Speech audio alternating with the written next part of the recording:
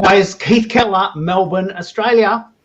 And today we have the 2020 wrap-up edition of Wisdom Wednesdays. We've been going for weeks and weeks and weeks and weeks. We've got a couple more goodies in the Facebook group to come just to take us through to Christmas. But this is the reunion special, getting the gang back together. And it's a 2-hour episode. The first hour is going to be all the women in that have been part of the show. Not all of them, but some of them. And a few new faces. And at the 8 o'clock till 9 o'clock, we've got some of the guys that have been involved and a few new faces. But there's a lot going on today. This is StreamYard, as you know, and I'm going to try just about every feature that StreamYard offers. I'm going to try a couple of significant pattern interrupts so that you're not just looking at faces for the whole time. We're going to have questions. You can watch the show on Periscope, YouTube, and Facebook. And that's one of the first pattern interrupts. I want to know what platform you're watching on today. Are you watching on Facebook? Are you watching on YouTube? Are you watching on Twitter? Because that will help us determine in the future where we focus our content. The second thing I want to know is, where are you watching from? Are you watching from Melbourne, Australia? Are you watching from Charlotte, North Carolina? Are you watching from New York State? Are you watching from Atlanta, Georgia? Or are you watching from UK, where it's like 1 a.m? Yeah? And the third one I really want to hear from you about is, what device are you watching on tonight? You know, are you watching on your laptop? Are you watching on your PC or your Mac? Are you watching on a tablet? Does anyone use a tablet anymore? Are you watching on your phone? And so let us know what you think, because it's important for me that I make this show dynamic and fun for you. Yeah. So with that in mind, please feel free to tell us any of those three things. I'll notice the comments in a minute. We've got two major questions for all the guests tonight. One is, what has 2020 been like for you, and what have you learnt? And the bigger question is, what are you going to use? What are you going to do with that information? And how does 2021 look like? What does it look like for you? Are you doing something different? Are you doing something better? Are you doing more of the same because you've had a monstrous year? Eddie, for instance, who's coming in at 8 o'clock, has had his best year in business ever. He's been able to flip it and work out a way. Yeah, same best year in business ever, because you've been able to tap in where the need is. So let me do a bit of a round table. Joyce, let us know what you're doing. I know the group is thumping it. How was 2020 look like for you? And what do you think the new year will look like for you and us in the group? Well, 2020 has definitely been strange, but I've tried a lot of new and different things. I expanded the Write My Book boot camp, and I brought on team members that I didn't have before, like Keith. Keith, because you didn't start with us till what, February? February, yeah. That first time. And I did a membership site for a while, and we've actually changing that up to the boot camp is now going to be the membership site instead. And there's different levels at the boot camp. And then for 2021, just growing and expanding that. Those are my focuses. Yeah. And I've written a journal that I've got some feedback on, and I'm going to publish that probably in the new year for that, because I've got some major tweaks to do to it after I got feedback from my beta readers, which was fun. And then I'm also planning on writing a couple more books next year, because I've got a publisher and an agent interested in one of my book ideas, and they want a book proposal. So I've got to get that together by around the first of the year. I need to have that done.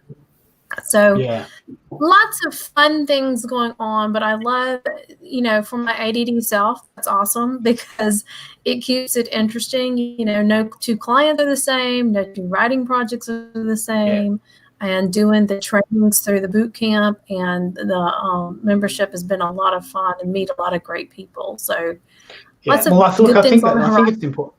think it's important that we acknowledge that even though things have been bad, very bad, that there is some lessons there for us, and some of us have been able to flip them And I really want to acknowledge that some people have indeed had the best year ever in business because they've been able to see the opportunity and, more importantly, seize it. And I'm going to come to you on this, Christine. I just want to say hello to a few of the people there. Texas, Facebook, iPhone. That's pretty funky. That's the three things there. Like I'm guessing that's a little drink. She's picking out at 6, though. She's got her little champagne there going. Okay. That is so great. That's Lavonia, I guess. Lavonia, is that how you would say that? Lavonia? Yeah. Joyce says that she uses her iPad every day, but I do have a laptop. And I also have a desktop. That's a little bit of a meta there. A guest actually making comments on her own comments. Joey says that I'm watching on a PC, but most importantly, I'm watching from my porch or my little perch. So that's pretty funky. So this is what I love about StreamYard. This is what I love about live streaming. Sure, we're talking to some cool guests all over the world, but also we are talking to the group. We are talking to our tribe. And right. I really want to do this more in 2021. I want to have cool guests come in and they get a chance to talk about their books and their projects and their events. But I also want to talk to the group and get the group to talk to the guests and the guests to talk to the group. And we're just one big happy family. Interaction is great. Interaction is king. Or queen, as it might be relative here. But Christine, let's pick up on this idea that 2021 for you has been your best year ever. What's happened? What has it meant? And what does this mean for you in 2021? Well, it's interesting because it started out, so the year started out strong, partially because of some things I had done at the end of 2019. I had broken through some of the head trash. I had ended some of my limitations that I put on myself just in my mind and business. So I was very excited to hit the ground running in 2020, do all sorts of great new things. And then March happened, of course. Yeah. And I was a little thrown for a loop. I sort of took a step back, which I didn't need to do. But I took a step back and it took a couple weeks for me to realize, wait, no, there's no need to lose momentum here. And I also realized that now was when people really needed to get online. I help small businesses and small business owners do their own social media better. And so I discovered that, and I had pictured, okay, small businesses are screwed. They're not going to want to spend money on me. The opposite happened. The people who realized that they wanted to make it through this, maybe they had been putting off getting online. Maybe they had been putting off social media marketing. They'd been putting off online shopping. They'd been putting off all these online components of their business. And now not only did they have the time to devote to it, because what else were they doing, but they realized it was kind of the only way to survive. And so then I did really well in second quarter. And then over the summer, basically, the second round of layoffs hit. A lot of businesses that had been trying to kind of see if they could make it through when we thought it would just be a few months, kind of realized during the summer, okay, we got to cut people, or okay, we're not opening back up. And so then I had a big dead chunk. I was making more than I had ever made before in second quarter. Then suddenly third quarter, the bottom fell out. And it was another round of everyone's terrified to spend money. So I used that time to work on my business. I rebranded myself a little bit, a brand evolution. I positioned myself differently. And now fourth quarter is turning out to be amazing because I didn't change what I was doing exactly, but I pivoted my focus.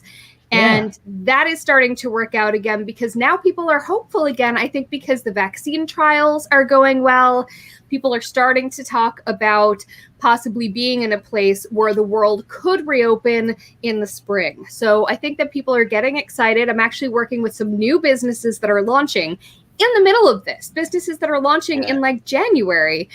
And they're realizing that online is really where they need to invest. So it's all a matter of just positioning the message. I've introduced payment plans, which I never did before. I always made everyone pay in full from the beginning. But now I also raised my prices. So I'm a little more understanding now. There's a lot of bravery there, isn't there? There's a lot of bravery, a lot of counterintuitive interrupts there. You're doing exactly the opposite of what everyone's probably thinking they should do. And you've taken a few risks and they've paid off.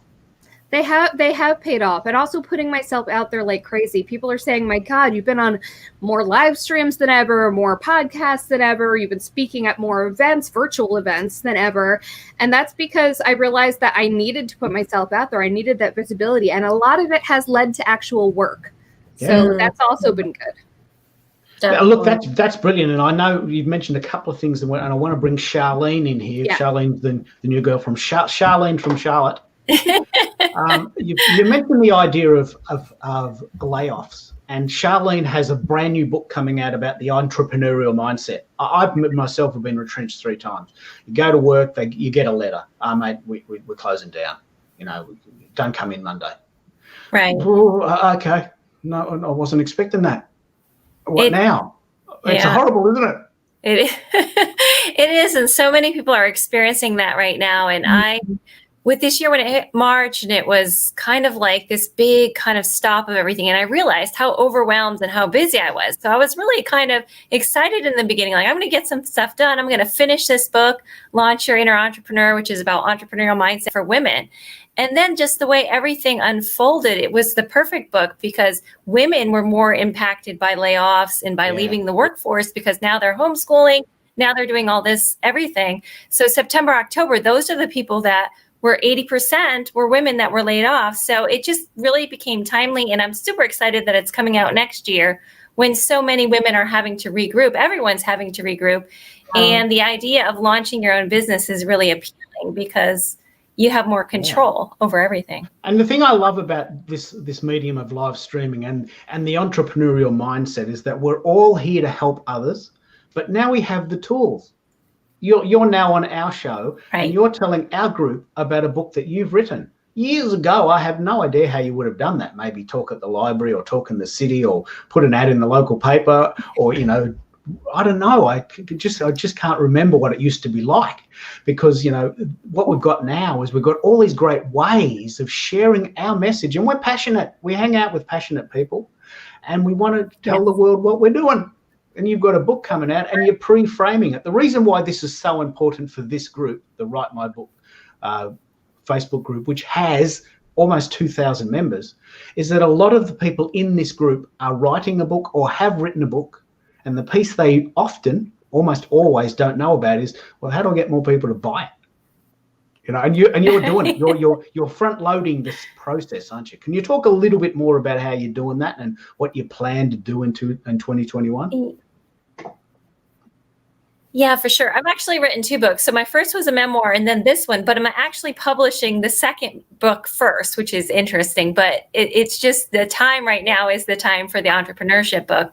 And so what I'm doing is I'm just getting the word out through social media, through virtual events, through getting mentions in media outlets, wherever I can, just to spread the word. And like I said, I'm really passionate about helping people that really need it right now. And there's just so many people. Some people are doing really well. And even those who are already entrepreneurs have had to pivot, like Christine mentioned, because everything's changed. You've had to get more creative. You had to get more inventive. And that's all about mindset, all of it really, and about success in general. That's brilliant.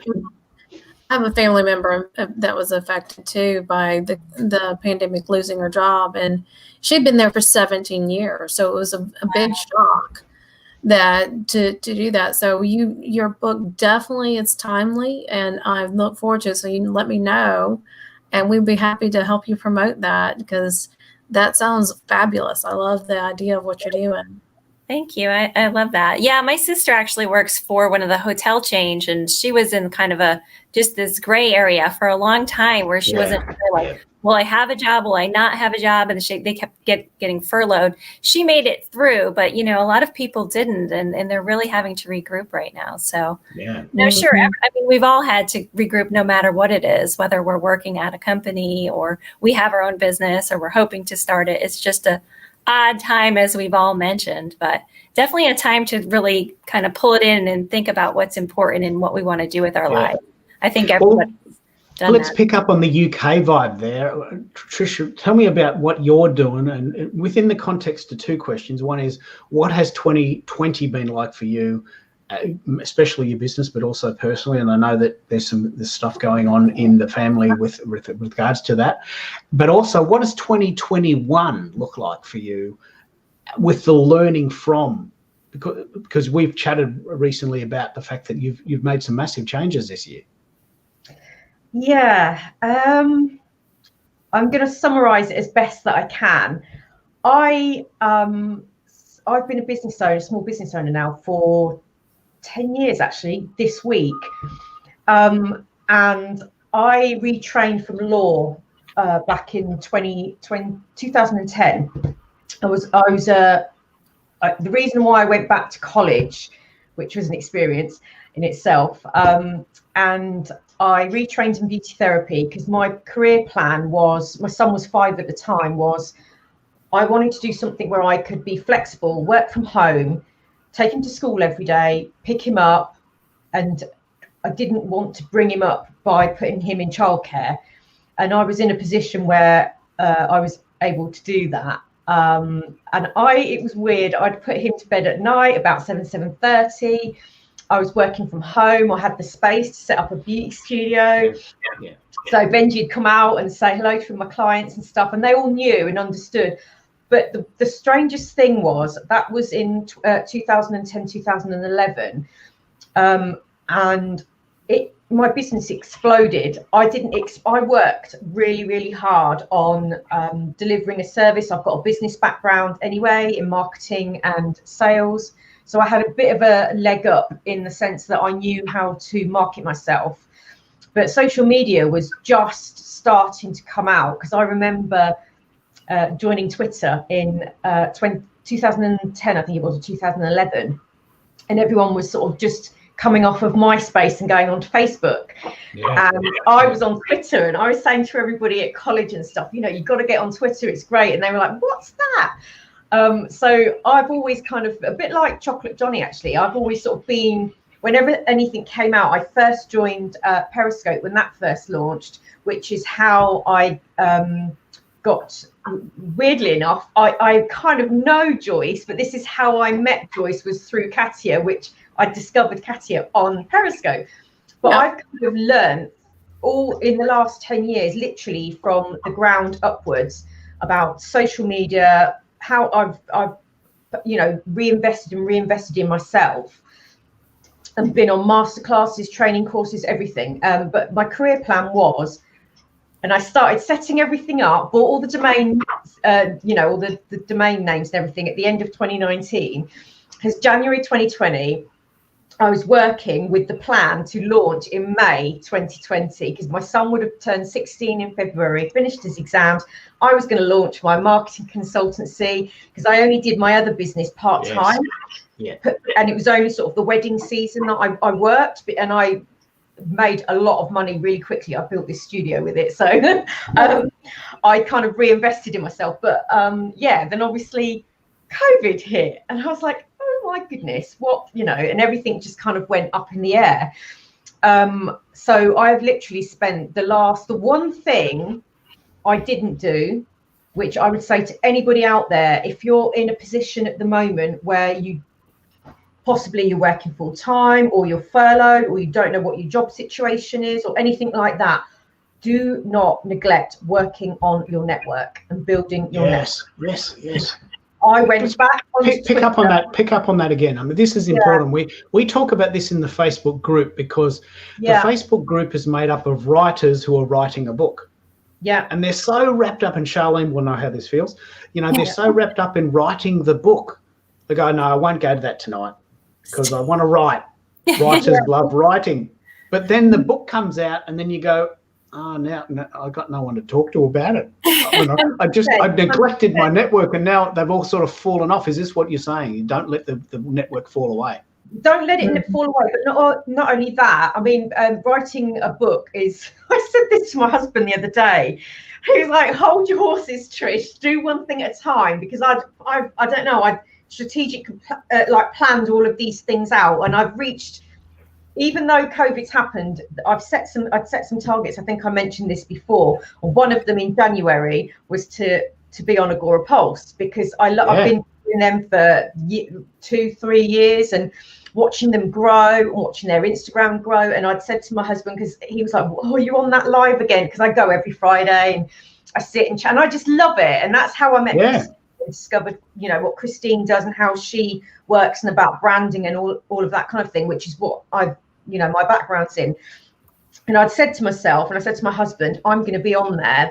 And I've done all of these things because I did the same thing with my previous business, which was I was published in national magazines for my work, and I've won awards. And I knew I work in the opposite way of the funnel, where I kind of, you know, you get the funnel where you kind of sort of start at the top, and I work the other way round, and I target specific people. Oh, wow. Okay. Yeah. A reverse pyramid. Like, actually, it's a pyramid, isn't it? Yeah, it's more of a focused sort of way of building your business and building your not just your network, but it's your relationships. I think that's far more important to me, to build relationships with integrity and honesty and, you know, reciprocity, and to just keep giving and giving and giving without expecting, like altruism, without expecting anything in return. And I love helping people, I truly do.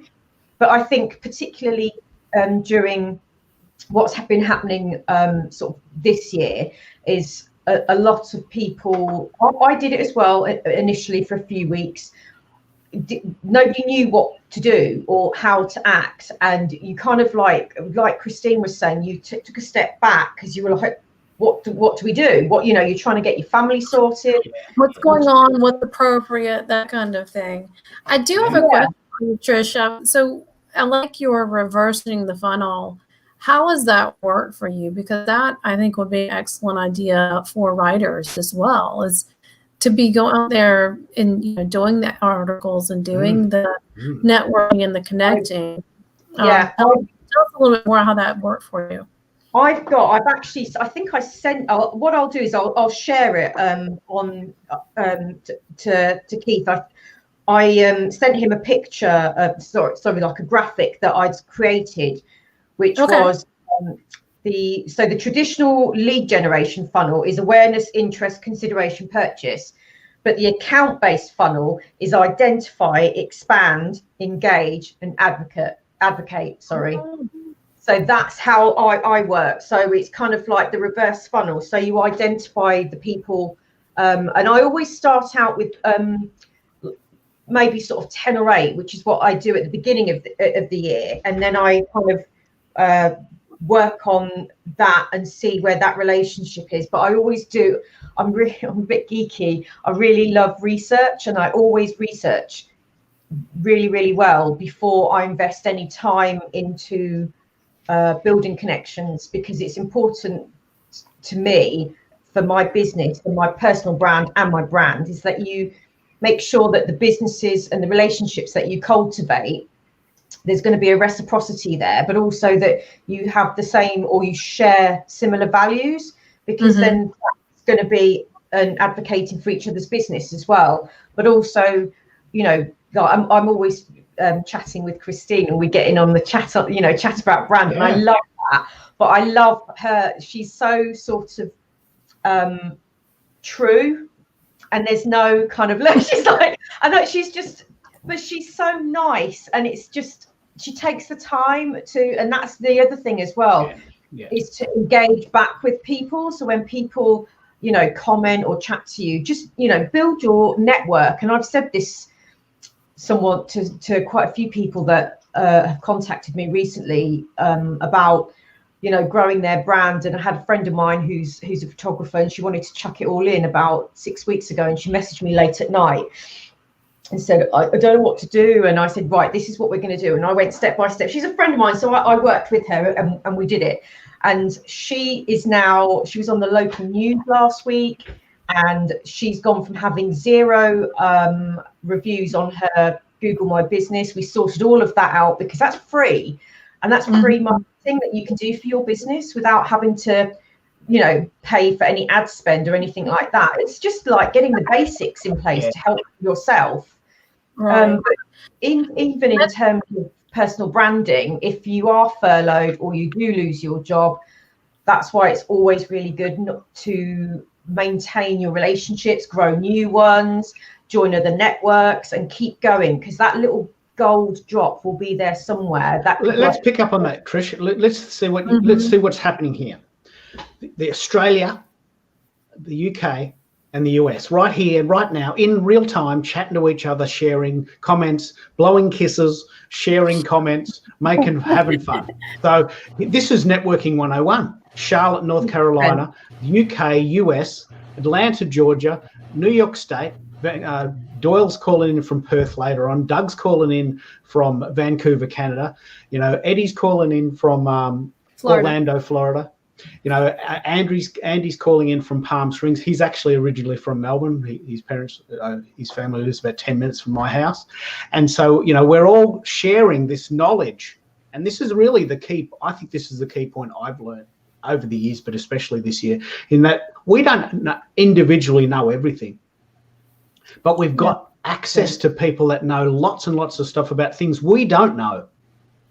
Yeah. And by tapping in and having that open heart, and hanging out with the people that will share, because not everyone will, by hanging out with the people that will share, you are really creating a master network. And I really want to pick up on what you've said there, Trish, because you're thinking, don't let the network drop away because you're busy or you forget, or, you'd rather hang out and watch TV with your family.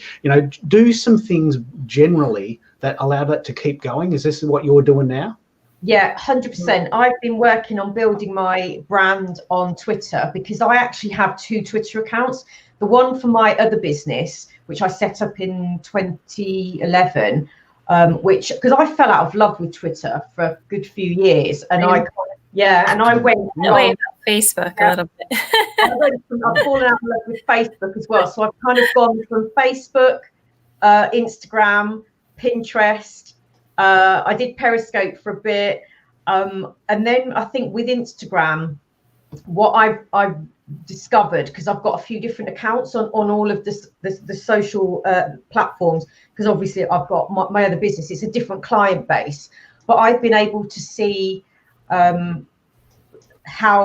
COVID has affected what's happened, and how COVID's affected not just sort of digital marketing and social media marketing and businesses in general, but in a huge for my other business, all of my brides and stuff, all the weddings were cancelled, so everything's moved to next year. So that had a huge financial impact for me, because I get booked up a year, 2 years in advance, and I'm always fully booked. And I was getting people now, well, I have been actually all through the summer, even through lockdown, people are still wanting to book weddings for next year, which is kind of, I don't know.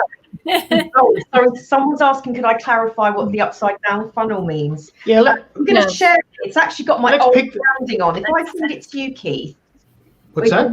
To share it. Yeah, put it in the group. I'll put it in the chat and I'll punch it out. And what I'll do, and this is the other thing I love about StreamYard, is you get the recordings. So I'll do some snippets for you and overlay the comments and the graphics into the tweets. But it is very interesting to talk about this upside down funnel. The typical funnel is, you have a lead generation magnet that is free, and then you might have a small offer, what we call a tripwire. Andy can talk a bit more about this. He taught me this technique. Have a small offering, maybe $20, and then you have a larger offering, maybe $100, $200, and then you have maybe an event or a high ticket item or a high touch item that you often talk about, Trish. But you flipped it. Tell me how you flipped it into the reverse funnel. Yeah, I've just sent it to you actually on your direct message on Twitter just now on your DMs. It's actually got my old branding on it, because I did it at the beginning of the year. Because like Christine, I went through an evolution of like, something wasn't quite right. I need to do something, and I felt that I ought to be a bit more businessy and a bit more serious. So I went with this very sort of like not corporate, but kind of like a bit more businessy looking, refined. Yeah, sort of like, there was something you touched on too that I wanted to bring up, that you were saying go back to the basics, and that's where I think a lot of authors, because in this group we're talking to authors mostly and in entrepreneurs, they forget there are a lot of things that you can do organically that if you think about it and figure it out, that you can do on your own, that you don't have to do paid Facebook ads for everything. Yeah. And I've not paid for anything. Yeah. And I grew a successful business. I've not paid any Google ads. I did boost the odd post, but I've not paid for Facebook adverts, Instagram adverts, nothing. And I grew that business organically, purely organically, through building connections, communication, customer service, sharing everyone's, just being myself and chatting with people. I think what Twitter means is actually, yeah, I do. I'll go back to that in a second, but if you can Google it, actually, account-based funnel marketing, we'll bring up more information for it. But now, let me just explain what's happened here. While you've been chatting, with my right hand, I've been working furiously while I'm trying to look at the camera. I can do two things at once. I just learned that. So I've actually got this graphic. Can you believe it? There's the graphic. Yeah. Nice. In though. But so can you work us through what you've just talked about here? I know it's not perfect. I just was ad-libbing it, and it cuts a few people's faces off. But what are you talking about there? Basically, with the traditional lead generation funnel is what most people use, which is the awareness, interest, consideration, and purchase. So that's kind of like where you get out there, you're creating brand awareness, and you're not targeting anybody specifically. Yes, you're in your niche, but you're kind of not targeting anyone specifically. But account-based funnel marketing is identify, expand, engage, and advocate. Is you identify specific people and you engage with them and build your relationship with them. And then what happens is, as that relationship builds, they then advocate for you. For example, what I've done with Agorapulse, and also with Christine and various other people that I love and that I have this sort of connection with, you work hard. And I've spent about just over 12 months cultivating relationships and stuff. It's not something you can't just go in with the ask straight away. You have to. That's work. Right. That's kind of, but I do that because I have done it for years, and I built my other business. They changed the sales script. Yeah, that's correct. That's right, Doug. I mean, I've worked in sales. I've worked in call centers, all that when I was at university. So I understand how, the sales script works and working off scripts and things like that. But for me, it's a better use of my time. And I find it much more fulfilling as a person to build that connection. I feel like I know Christine. I feel like I know the people at Agorapulse.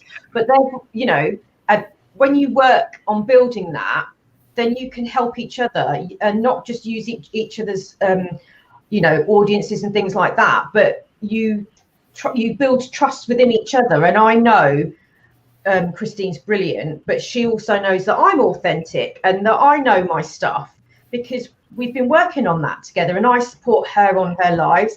I'm getting better with doing lives. This is one of my things, was to come and do, more sort of be a bit more visible, like Christine had said, because with my other business, I didn't really need to be visible. I was showing my work, more my creative work, more so than my face. Whereas now I kind of need to get out from behind the camera and get in front of the camera. But that's how the reverse funnel works, because you end up advocating for each other. And I just find it's a lot more fulfilling. It's a lot more powerful. And it brings a lot more to your brand, and not just integrity, but also sort of that I don't like the word social proof, but that, if you understand what I mean. But that's kind of how it works in short. Oh, Shanda, something. One thing I want to mention also is you mentioned keeping up with your network and not kind of neglecting the networking while you're focusing on other things. Yeah. I had an interesting experience this year.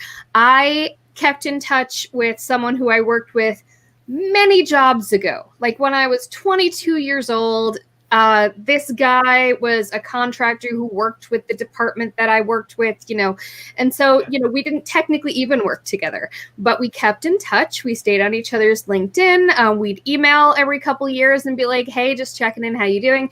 We've each changed careers entirely several times in the interim, because we're going back like 18 years here, which makes my head hurt. And this year, we'd stayed in touch. We kept in touch. This year, he hired me. He is now a client, because now we've reached the point where what he is doing now and what I am doing now can help each other. So not only is he a client, but I just landed another client because he invited me, again, long lead period, months ago, like earlier in the year. He invited me to come speak to a networking group that he was a part of. And it was a networking group that I wouldn't necessarily have identified as being full of ideal clients for me, but I spoke to them anyway.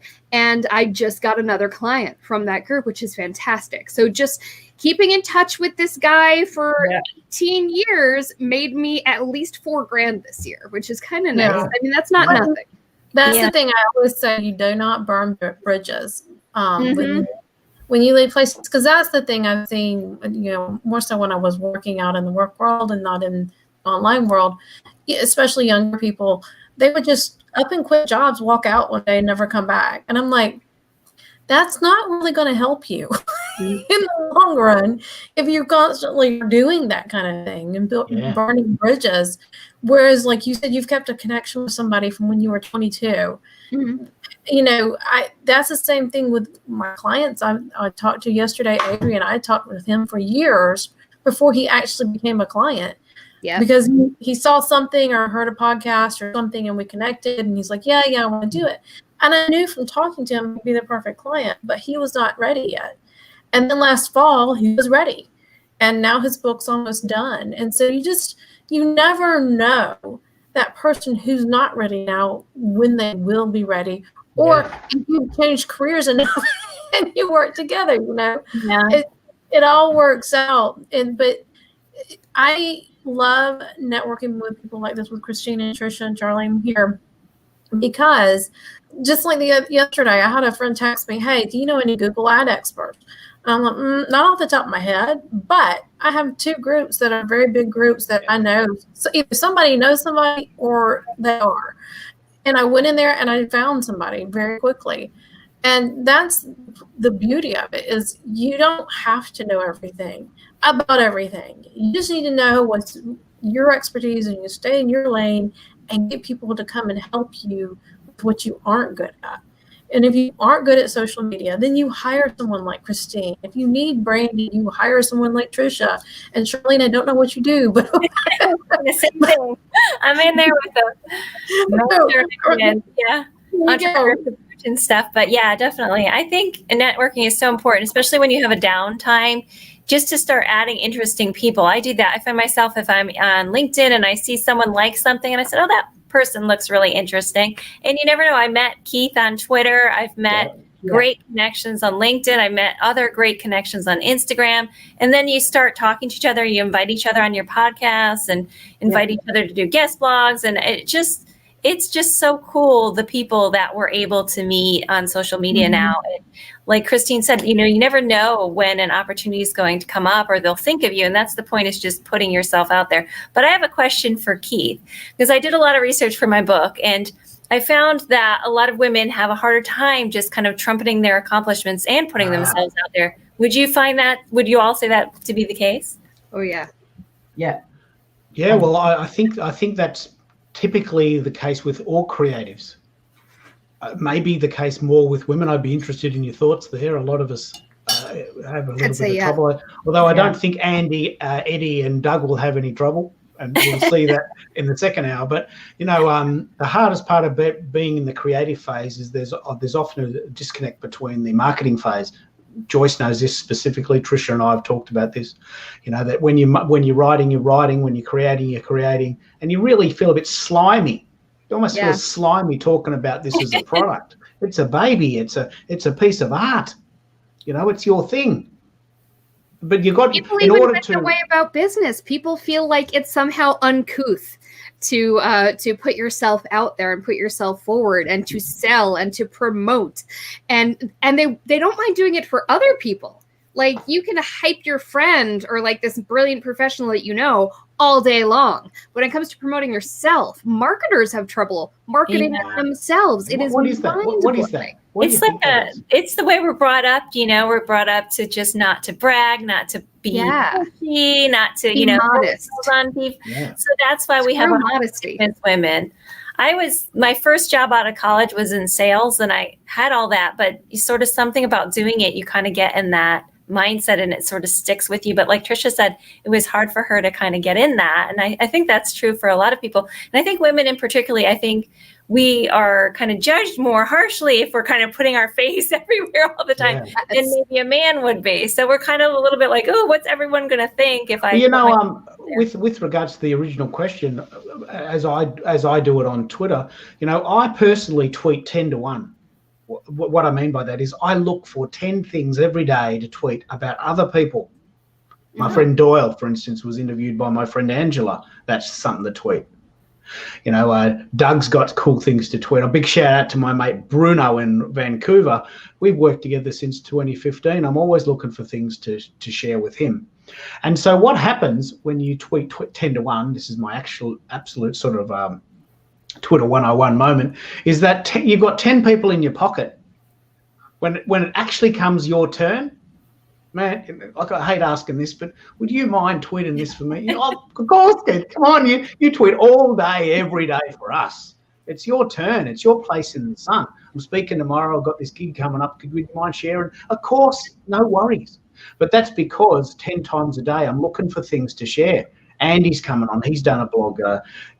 Eddie's coming on. He's got a cool new product. Doug's there in Vancouver. He's got some cool things going on. No one gets sick and tired of you tweeting about them. That's true. And then it's your place in the sun once a week or once a month, or when it's your turn, you just put your hand up. Hey, right. And Gary Vee calls this jab, jab, jab, right hook. Yes. Well, what's happened there? We've lost some internet. So would you agree with the jab, jab, jab, right hook? And do you do it as the 10 to 1 thing or 4 to 1 or a little bit less formalized? What would you think? I definitely do. I mean, it's all about reciprocating and just building up other people too. And the more you do that, the more it'll come back to you. So definitely I follow a similar strategy. I think people struggle because they're not doing that. So yeah. Trish, you're resonating with that model? 100%. What Charlene's just said about just give, because it will come back to you. But if you're giving without if you're giving altruistically, without expecting or doing it without a hidden agenda, it comes back to you tenfold. But also, knowledge is to be shared. And I love sharing knowledge freely. And my son's 16 now, and we were talking about things. We had a conversation about it the other week, about sharing knowledge. And I can't remember who said this, but it was, there's that saying you hear of like knowledge is power. But I've heard that flipped, and I can't think for the life of me who said it. Somebody might remember, but knowledge is useless unless it's shared, because if you don't share it, it dies with you when you end up pushing up daisies. So that it's to be shared, it's to be passed on, and I love that. Particularly with what you've just said, Keith, with the 10 to 1 rule and researching things to tweet about and sharing it. It's brilliant because it gets everyone involved, and also it kind of makes people feel part of a community. And well, look, I want to pick up on two things. Eddie and Andy are just waiting in the wings. We're going to bring them on in a minute. And this particular show, which is my format, I want to shout out to a couple of people. One is I want to shout out to my. Sorry. Don't forget Charlene. She hasn't answered the questions yet. Oh. Okay. Oh, I did. Oh, you did? Early on. Yeah, some of them. You sing one moment or sing your moment, whichever one you want to take.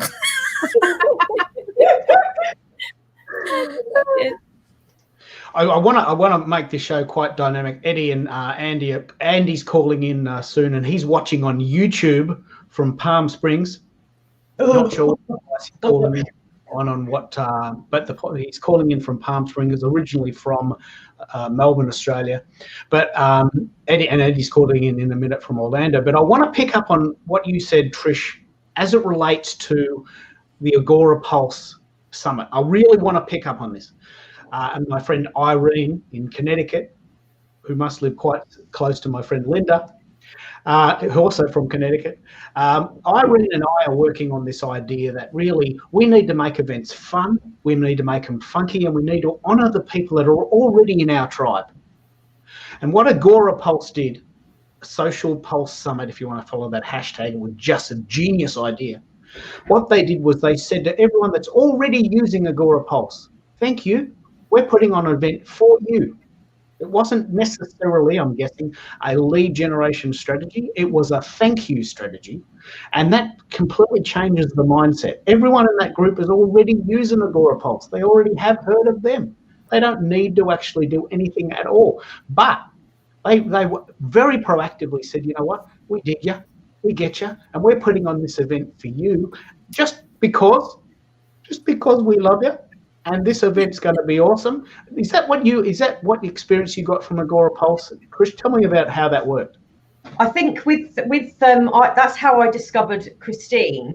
Christine was presenting on a Friday, because obviously the time difference is later for me here in the UK. But I think it's a Friday afternoon for you guys over in the US. And the huge thing is, I got involved and engaged in all the conversations and stuff, and I kept doing that, and turning up and showing up and giving value, not just kind of consuming. I was giving back as well and inviting conversations from the panel and from Christine and everybody else, and also the people that were watching. We would have conversations in the comments box, but that was great because that was picking things up. So that was creating a buzz, but also the good sort of the thing that came out of that is like I was saying about the reverse funnel, is I've been an advocate for them. They don't pay me or anything like that, but it's the fact that they made me feel so welcome and so much part of their family, and that's so key and so important. And I think that's where a lot of people they fall down in the sense that they don't, they're investing their time in what I'm not currently, because I'm not ready yet, because it's just me on my own, so I can't sort of say I'm going to invest in that, but that is my plan moving forward, because I love what they do and I've tested out their software and everything. But the thing is, they're still giving value, even though I'm not a client at the moment. I am going to be a client in the future. Yeah. I know that, they know that, but there's other people out there that you're like Christine was saying, she's kept in touch with someone from years ago, but just keeping that connection there. They might not be ready now, but there will be a time when they are, and that will it all kind of full circle, and it's great. And to Agora Pulse, I have to say, they've been very, very smart. They did something that some startups, because they're a fairly new company, they did something that some startups recognize the power of and some do not, which is the power of community advocacy. They made a very smart move by having Mike Alton. So here's a couple things Agora Pulse really does right. And I'm never not within reach of some piece of Agora Pulse swag. I have a hat, I have a t-shirt, I have a hoodie, I have a water bottle, I have a mug. So one thing, they're very generous, but they don't pay me. I don't bring in a ton of money for them either, honestly. I do use the product, but I mean, I work with tiny businesses who can't generally afford their product. However, they're really, really smart. They got Mike Alton nice and early to be directing their community engagement and building the sense of community. Yep, They devoted a lot of budget, not just to swag, but also they sponsor a lot of conferences. For a little while, it was impossible for me to go to an event either in person or virtual and not see one that was sponsored by Agorapulse with the people that I knew. I went to Social Media Marketing World. They were all over that. Another thing that they do that's really smart is that the people on their social team are not just theirs. The people on their socials team all have other things going on. Mike has other things going on. Mike is a full-time employee of Agorapulse. He heads up their community stuff. And he also has his own, the Blogging Brute brand. He has the Social Media Hat brand. He has all these different things that he is doing himself, which means that he has other circles that have nothing to do with Agorapulse that he can bring into Agorapulse. You know, Jen, who is running their social and who does all those great interviews week in and week out on Agorapulse's channel, she's famous from the Weather Channel. She also goes out and does speaking engagements. She teaches, she consults, she still does stuff with the Weather Channel. And that means her spheres of influence extend beyond Agorapulse so she can bring them in. Deb Mitchell, like the list goes on and on. Eric Fisher, all these people. Agorapulse has been so unbelievably smart to say, we're not going to shut you down and say you belong to us. We are going to say, we value you, we value your community, we welcome your community. And that is just, it was already a good strategy, but especially going into 2021 when we're all craving connection, they're really going to skyrocket. They've all got their own personal brands as well, haven't they? They've all got their own personal brands, and they've not none of that's been lost. And it's they're all multifaceted, but they all have the same message. Yeah. But it's incredible. We do have a few questions from the floor, and I know Joyce is pretty keen to answer those. Joey has some questions, and in case in point, we have a product called the Write Your Book Bootcamp, and Joey said, "Look, I see you. I'm not ready to commit to the bootcamp yet." But she's got it on the radar, and she knows it's there, and she'll come in when she's ready. But is that the question you have in mind, or is it this one, Joyce? That one. What's your take on that? Well, this might be good for Charlene to answer. Yeah, I think it's getting comfortable with that selling again. And if we can think of helping people instead of selling to them, because we all said, I think many of us mentioned, we really love to help people. And definitely, many entrepreneurs want to help people. We want to make their lives better. So we really have to think of ourselves as helping others instead of selling them something. We're matching the right product or service with that person. And maybe it's not something that they want instantly, but if we keep that rapport going, like we've been talking about, they might buy from us eventually, or maybe they know someone else who would, but it's about just building that connection. So just don't think of yourself as just selling or bugging someone or annoying them. It's just changing your focus and the way you're approaching it, I think. We've all got really great information, haven't we? Right. I love that, Charlene, because that's the point. I mean, if you're writing a book, if you have any service-based industry, entrepreneurship, like everybody here, then you're giving to them, and you got to think of what value am I giving? If you think of it that way, then it isn't slimy, and you give them true and honest value, and not, hey, buy my stuff because I'm so cool, Exactly. Now that person will drive you nuts and repulse you, but if somebody comes to you, I mean, like, I always think of Amy Porterfield. I don't know how many of y'all know Amy. I love Amy Porterfield. Love her. Yes. She is a perfect example of a giver. And I model a lot of my business and what I do from what I've learned from her. I've listened to her so much. And I did her B School program. When I went through B School, she had a special edition. Yep. And I did her B School, and I actually learned more from her B School than B School. So don't tell me. But she's just so practical and hands-on. That's what I love about her.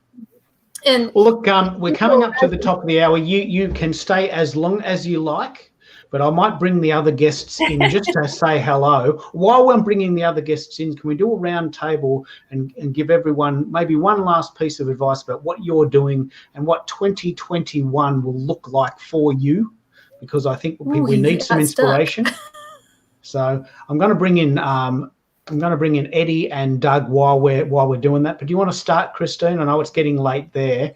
Sure. And, Well, do you not want as to tell late us? as it is for Trisha. Not as late as it is for Trisha. She Or is can it go early? next. Yeah, it's 1 a.m. here. I mean, I'm not. I wouldn't say I'm a night owl, but I'm generally kind of struggle to sleep at times, and this is one of those days. And you know, Keith, from what I've messaged you about earlier, I'm looking at my phone constantly at the minute. But Yeah. Oh, Well, so you go first, Trisha. Let's give you the chance to go to bed early. What do you think? What the one thing that you can say to people 2021 will be like for you, and where are you taking this?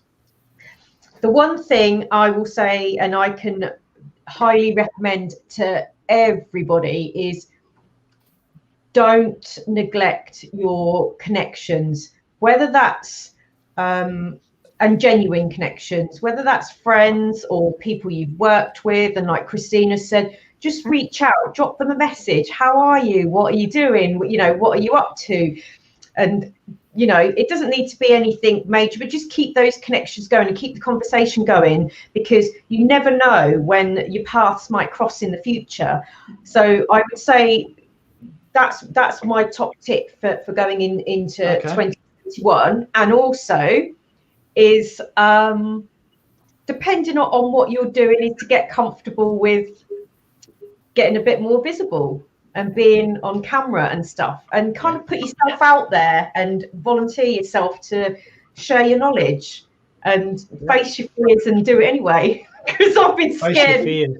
Yeah. I'm here. So for you, it's all about the networking. 2021 is about reconnecting, or at least keeping the networking going, because it's a fundamental part of what you do.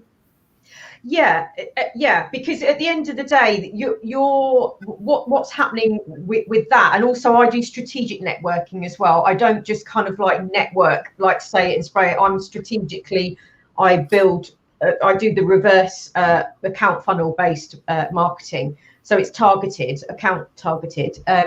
So yeah, it's strategic marketing, but also at the same time, it's just to sort of maintain that conversation. Yeah, There's that graphic again. Funnel marketing. But that's my old logo and stuff. So, but I would stick with that, and just, you know, get yourself out there and get out of your comfort zone a little bit more, because even if you know your job, you don't know what's going, or you're uncertain, having support around you is really, really helpful. But not only that, like all of us here today, sometimes we can't think beyond our own headspace. Yeah. And you know, maybe somebody else would have ideas to help us. So Brilliant. It's sharing knowledge. Well, I want to say hello to Eddie, Andy, and Doug. I'll bring you in a minute. Thank you so much. We've got the guys coming in at 8 o'clock. But I want to give Christine a chance to go back to her wonderful daughter and family in general, and just say just a last couple of words about what 2021 could look like for you. Sure. Well, one thing that I did this year it's so funny because it only happened a few months ago, but it feels like it was at least a year ago. It's kind of crazy. Is that so much like Trisha, I wasn't in love with Twitter originally. I was kind of like, Twitter. I couldn't really and then even once I got it, I kind of resented the fact that I had more followers on Twitter than on the profiles than on the platforms I was more interested in, because my mindset was, okay, I work with small business owners. They're not on Twitter. So yeah, I'm doing great on Twitter with an audience of my peers, but that's not who's paying me. That's right. And then I realized earlier this year, first of all, I realized that Twitter was going well and I was developing great relationships there. Second of all, I realized that people kept calling out my branding. They were like, oh, you're so well branded. You're so on brand all the time. Your personal branding is just spectacular. And so I put those two together and I said, first of all, I need to lean into Twitter, because I need to not shun what's working. I need to say, this is working. I need to lean into it. I've doubled my Twitter followers in a few months just because I was like, you know what, I'm going to stop resenting this and I'm going to start leaning in. You know why you're doing that? Because you've got the coolest GIFs in the world. I do. The coolest GIFs in the world. However you say it, GIFs or GIFs. I'm doing a big reshoot in December because, first of all, the background on my gifts, it's not properly lit or color corrected. So it's not hex code CC0000, and it needs to be. But also, now that my gifts are searchable and everyone's using them all over the world, they don't know who I am. So I'm also going to put a watermark on it so they know who I am. But anyway, so I decided to lean into Twitter and started my Twitter chat, which was a success like immediately, which was fantastic. Here's the other thing that it did. I realized, oh, well, my Twitter audience isn't the audience that is the audience for my product. The answer to that is change your product. The answer to that isn't ignore what's working. It's change your product so that it goes along with what's working. So that's when I decided to really focus more on personal branding, which, is something that other marketers can also use and that professionals of all sorts can use. So I wasn't limited anymore to those mom and pop shop owners or anything like that. Now I can help just about any type of professional. And I'm currently trying to work up the guts to position myself in 2021 specifically as someone who can help marketers market themselves. So we'll see. A marketer for marketers. That's very meta, marketer's marketer, because so many of us, we were like, I can market other people till the cows come home. I can market other people, no problem. But they feel weird marketing themselves, or they don't want to market themselves, or they feel like a fraud because they try to market themselves and it doesn't work, which I deal with all the time. But, all they need is a little help and a little push. And so, so I realized instead of leaning away from what was working, I needed to lean into it and just change the goal around. Yeah. Okay. Well, that's brilliant. Now, you can stay as long as you like, but if you do need to go and look after your family, I'm giving you. Yeah, I'm going to go give good night hugs and kisses. So I'm going to go. But thank you so much for having me. And so that's brilliant. I want to introduce Mark in a minute. Mark's got a really cool product called Custom Box, because one of the things we're talking about here is the way we can make, I'm just trying to even up the flow there. There's a bit of a sort of a moving faces thing. We're talking here about StreamYard and also other apps that are coming out, but Mark has the physical experience. We're going to talk about this at length in a minute, about the other senses, the taste, the touch, and the, what's the other one? Smell. Smell. So, when you see a live stream, you can see and you can hear me, but that's two-dimensional.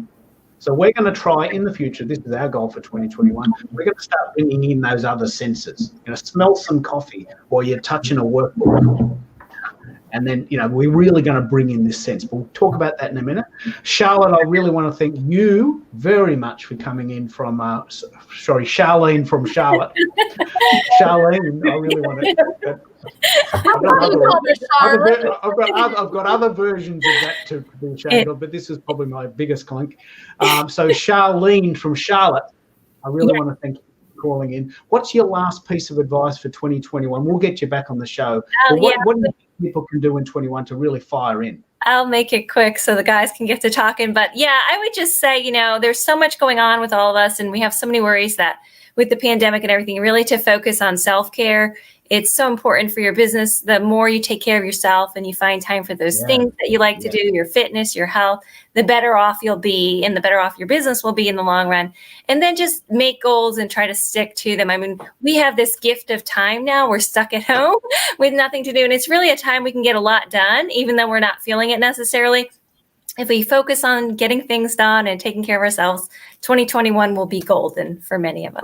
Brilliant. Well, that's great. You go and do your thing. You can stay if you want, but I'm giving you permission. Get off the screen and let everyone else talk. It was wonderful. Thank you so much for having us on. I'll shoot off as well, because it's like 5 past. Yeah, you better go, Trish. Go and get some sleep. And so that's the first hour. That's the first hour done now. We'll see you later. Do you want to give us a bit of a wrap up, Joyce? Because it's getting late there. What are your thoughts for 2021? Well, mine is very similar to what Charlene was saying, because I've been reading something today called The Miracle Morning, and it's about rising early, of course. And you read it, Andrew, and it just what I've read so far, I'm like, I think I can do this. And I really want to do this. It's actually something I've been trying off and on for about 3 or 4 years, and it's a struggle of mine. But I feel like with what I'm learning from there, and it's all about healthy habits.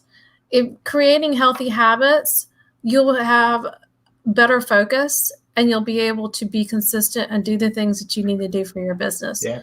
Whether, you're writing or you're an entrepreneur of some sort.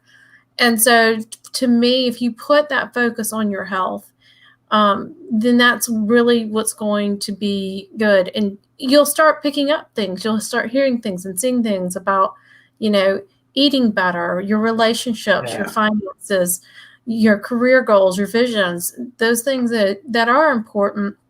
Now, a lot of times we get so, because this is me, I get down in the details. I'm down in the forest and I can't see the trees. So I've got to get up and look and get the big picture view and learn to take things in smaller chunks of time and plan things out, which that I've learned over the years a lot better, but the taking care of me part I haven't done as well. Okay, taking care of you is the goal for 2021. That's a fantastic goal. Mm-hmm. So, and with that in mind, you better get some sleep so you can do this early start thing. There you go. You got it. Well, it's so good seeing y'all. Thank you. No worries. Hey, now look at this. I'm going to do a couple of things here. This is the second hour. I've created a bit of a pattern interrupt just to give people viewing a bit of a chance to have a toilet break and also a little bit of a sort of a cup of tea break. I'm just going to play a little video for 10 seconds just to prove that the first hour is not the same as the second hour. And this is this little thing I'm trying with StreamYard. I'm trying every single conceivable option in StreamYard that I can think of. I'm pulling out all the stops. And there we go. Bang. So now we're into the second hour, the Guy Hour of Wisdom Wednesday Special Edition. Look at what we got here. Andy McCauley calling in from Palm Springs, originally from Melbourne, and one of my mates. We've worked together since about 2013. Amazing.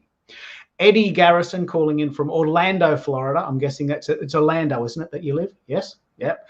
And he's a genius. He's had a better year this year than ever before. He's going to talk about that.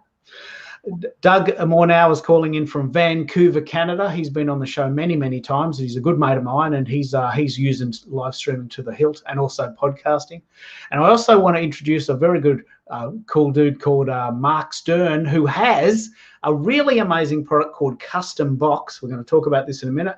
And his basic premise is that we've all got these Zoom fatigue moments where we're seeing things and we're hearing things, and so what? Now we're getting stuff in the mail where we can touch it and we can smell it. And suddenly the experience, this is a very important piece of the pie we're going to add in 2021, the experience of the event or the live stream is so much more visceral, so much more sort of real to us as people because of the things we can't do, hug people and go to the city and have a coffee. So why don't we start with Mark, because I know you're calling in from Montgomery, Alabama. Yeah, Montgomery.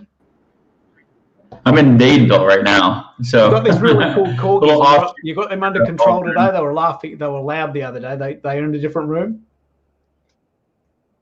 Okay. Well, no, right. She's just tired. It's but she's still here. We'll see. Usually when she knows when I'm live, and that's when she starts barking. She's like, "Oh, he's live. Okay, let me be heard." Well, look, I want to hear a little bit about Custom Box, but I want to hear it in the context of two things. One is, what have you learnt this year in 2021? What's the big lesson that we've all learnt this year, and what does 2021 look like in that context? So this is going to be what I've learned just from me and my standpoint. So I came from corporate America. I was deep in corporate America. I worked for a consulting firm, worked for Deloitte for years. And it's interesting because when you're in corporate America, you are celebrated for being the world's greatest generalist, being good at everything. When I made the leap into becoming an entrepreneur, there's a couple different domains. Like, should I be known for virtual events? Should I be known for Custom Box? I learned that being a generalist is not a good thing. So I think the biggest decision I made earlier this year is stop putting confusion out in the marketplace of who I am. I need to lead with one thing, and that's when I went all in on Custom Box. And there's a lot of reasons for that. I was always in on it, but in terms of leading with that, you can still serve in many other ways. But I want to start with that context because being known for one thing makes it really easier to get the traction you need than being known to be good at everything. If you're good at everything. Let me pick up on this. I want to really honor what you've just said there. Yeah. So in the world of work, in the corporate world, you're honored for being a bit of, as you said, a generalist, sort of a master of all trades, but nothing really, but you're saying that the big lesson for you this year is really honoring your speciality. And the key is, what is that?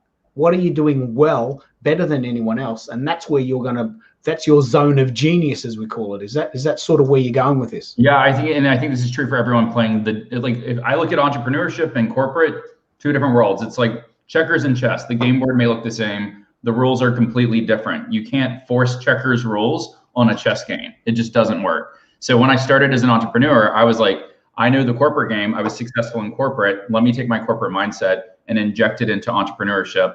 And it was the other way around. I needed to learn how to play a new game and let my special edge be the experience that I had developed in the world before. So leverage the strategies and the insights. So I think for me, once I started learning how to play a new game, it becomes a lot easier. And when I started owning Box, what happens is if you're known for that one thing, when people are like, who does this? Lots of people are going to point at you and like already send you traffic as a result. So that's what's been amazing, is that when I stopped being a generalist and trying to be good at everything and focused on one core thing, when people have that need, it makes it so much easier for people to find you. Okay, so big hello to Doyle, who's calling in from Perth. He's going to come into the key. Is he here? Is he here yet? No, he's not here yet. And I'm looking in the chat room. I say that live streaming is a little bit like driving a racing car. There's a lot to do. Not only am I talking into the camera and watching the comments and trying to find things, I'm also kind of got to manage the guests. So Doyle is going to come in a minute, but a big hello to Irene, who's showing up as the Facebook user. She introduced me to Mark, and we're going to work together on this custom box story. But let's bring the other people into the group as well. Eddie, you've said to me that you've had the best year ever, and that's what the lesson you've learned from 2020. Tell us about that and how you did it and what 2021 looks like for you. Right. Yeah, it actually, I did. In 2019, I actually, I sit down, about this time, and I lay out all my goals for the next year. Right. So I do it on a one-page deal. I have my goals, I've got my objectives, I've got my actions that are going to lead me to do that. So one of the goals that I set in 2020 was I wanted to triple my business's revenue, and it was going along famously. And obviously March happened and it kind of went into the tank. But I also use that as an opportunity to start reaching out to other people, other businesses that I saw that were starting to lack on social media marketing, because they were like, oh, we're closed. We're not in business right now, so we don't need to have a social media presence. And I just kept barking up that tree going, no, this is the time that you need to have more of a social media presence, because once these businesses reopen, these people are going to forget that you were even existed, because you're not top of their mind anymore, because you let your social media marketing go.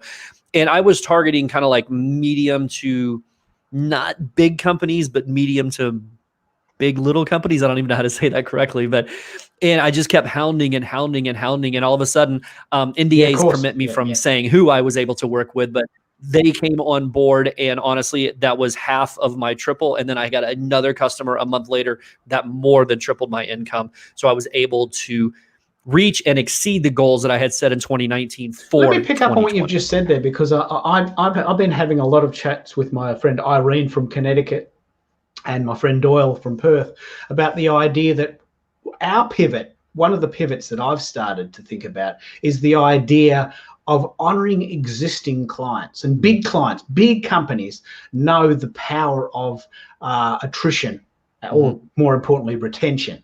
Yeah. So Agora Pulse is a very good example of a recent story where they've had this really lovely event honoring their users. They're not necessarily in lead generation mode, they're in thank you mode. Zoom did the same thing with Zoomtopia. This amazing event where they created a 3D island the size of Bali, and they had all these little villages symbolizing, that there was different rooms in a conference center. Is that what you're sort of talking about? That there's a shift in your mindset from lead generation at the smaller end to a sort of a more retention strategy at the bigger end of town? Is that sort of how we? Yeah, it somewhat plays into that, because some of my customers, my longest lasting customers, I said, listen, I know you're not open. I know you're not bringing in revenue. So this is what I'm going to do. And I kind of offered them a deal and kind of a break on the pricing, right? And it actually leads into a little bit of what you were discussing. And I remember what Agorapulse did. And the thank you mode actually leads into lead generation, because people look at that and go, hey, these guys actually give a damn about the people that they're doing business with, that are paying them to use their service. If they do that for them, what are they going to do for me when I come on board with them? So word of mouth marketing is still the best form of marketing. So, if I talk to Mark about something that I got from Andrew loves that, because Mark's coming down to Andrew, and Doug goes, hey, I want to get in on this because Mark said that, Eddie said that, Andrew said, it's this snowball effect of word of mouth. Absolutely. It is, isn't it? And it's much easier. And the word selling isn't even appropriate, because all you're doing is you're sharing. Hey, there's this cool thing called Custom Box. Hey, there's this cool event called Agorapulse. Hey, I just went to this amazing event called Zoomtopia. I've got nothing to do with any of those companies yet. They're just things I know about that I'm happy to share about. And I'm telling the world because I'm digging them. It's amazing, isn't it? It is. And word of mouth marketing, that's honestly what social media is. The word is right there in the beginning of the title. It's social. That's what it's supposed to be. It's not supposed to be selling. It's not supposed to be marketing. Yes, a lot of us in this chat actually get, our revenue coming from social media marketing, but it's still building. And it's like beating a dead horse, I know, but it's still building those relationships. It really is. Yeah. Marketing 101 has never changed. It doesn't matter if it's from 1918 or 2018. It's building those relationships. It's making people feel like they belong, and it's making people feel like you value what they are spending with on your product or service. Yeah. Well, let's bring. I'll come back to the 2021 piece in a minute, but let's bring the others in. Andrew, what have you learned from 2020, and what will you take from that into 2021? Hey, Keith. Just want to say, I totally agree with what Eddie just said. I think I agreed with him 100% last time we were on, and doing it again, spot on exactly. It's business. It's business 101, and part of marketing is we've just shifted it to social platforms. But I think one of the things this year that I've learned, it's not so much I've learned, it's more reestablished more than ever, because we've changed our focus on some of our clients a little bit. And I think that is the word consistency. We've been more consistent this year because we haven't been sidetracked with the events, the physical things, the other things that we get to go and do. We've been stuck in our office here doing the work for our customers and being much more consistent than we've ever been. And I think the biggest thing for us is that this consistency is now really, really paying off. And sometimes consistency doesn't show itself in the form of results straight away. It may be something that you've got to do for a period of a month or 2 months or 6 months, depending on what you're trying to do. It might be you put a podcast out and no one's listening to you. Then all of a sudden, after month 3 or 4, you start getting that snowball and it starts growing. But maybe content, putting out blog posts. It may be social posts. It may be your Facebook Lives that you're doing or whatever it is. But being consistent over a period of time is one of those things that I don't know why it just works, right? It just and I think that's the biggest reminder for me this year is get back to it. I mean, I've been speaking about consistency for a long time, but like everybody, we fall in the traps of being in life and stuff happens and you get sidetracked, and that consistency piece just I'll do it next week. And next week never comes. So I think really focusing, and that's what I'm taking into 2021, is making sure that everything I'm doing that's worth doing is going to be done consistently. Okay, that's good. So consistency is the good thing there. Doug, let's talk about the Canadian experience of 2020. I'm guessing you've had a slightly different variation than the Americans, but tell me about what you think 2020 has been for you. Has it been good? Has it been bad? What have you learnt? And what are you taking into 21? Well, I mean, we live in Canada, but almost all the work we do is in America. So our clients are Asia, Europe, all over the world, but we all market to the US. And I guess what I learned was in, 2008, 2009, when the market crashed, all my clients were in financial services and I was raising money for venture capital. And what I learned was that if you take a contrarian approach and you focus and double down on your business, you can have success. So I just see this as a repeat, that there's opportunities. And I think lots of times as entrepreneurs, I can't speak for everybody, but you forget, like I'm a survey of one. So just because my situation or my company might be experiencing X doesn't mean that's happening in the rest of the world. So, I just think there's a huge amount of opportunity. And for me, the biggest takeaway this year has been coming back to what Mark said, and that was focusing on one thing. So I know one thing I'm very good at, and that's buying media in the email marketing space and partnering with big publishers. So Facebook has been my friend this year. Facebook has been banning people's ads for all sorts of stuff. People are getting their accounts shut down, and they're going, well, hey, you can get me into the distribution like of the New York Times, right? And I'm going, yep. So for me, it's been interesting because the market's been in a turmoil. You'd expect the media guys to be welcoming advertising dollars, but there's restrictions. So I guess that was the biggest thing, was I stayed true to what my my core strength is. Yes, do we do social and do we do direct mail? Yes, we do all those things, but the thing that I'm really good at is now what people are just calling for. And that obviously means, I'm guessing, that you will take that focus into 21. Yes and no. I've changed my approach a bit because, with the changes in rules and regulations with the SEC and FINRA and the effect that we could have on a publicly traded company by sending out email, it's that business won't continue. But what I've done is taken the kind of Facebook, Google ad model, if you want to call it that, into email marketing, where we can work on a retainer and performance-based plus media. Because, when you're selling media like that, it's just strictly commission based. But when, that's good to do when you're selling, $200,000 or $300,000 accounts every month, when that's your volume. But when you're helping people that are kind of just moving some of their budget and their $4,000 or $5,000, it just gave us a different way to shift our business model. Yeah. We just signed on a company out of Australia. And that's exactly what we're doing, where we're working on a retainer plus percentage of media bought, which allowed them to get into the marketplace and play at a level they haven't been able to play at before. That's brilliant. Let me just pick up what you've just said there. Eddie has talked about the idea that he's shifting to the bigger end of town because what you just said there, the percentages of even big deals can be quite huge if you're working at a big number. Are you saying now that you're working at a smaller ratio, but you're getting a better percentage? A better sort of flow through from the smaller end of town? Just a different business model. Like this group in Australia, my contract with them is to build an opt-in subscriber base of entrepreneurs of 1 million people in the first half of next year. Okay. Now let me just pick up on a couple of things because this is a live show, and I don't mean to interrupt, but we've got to keep it moving. I want to say a big hello to Lydia, who's calling in from Germany.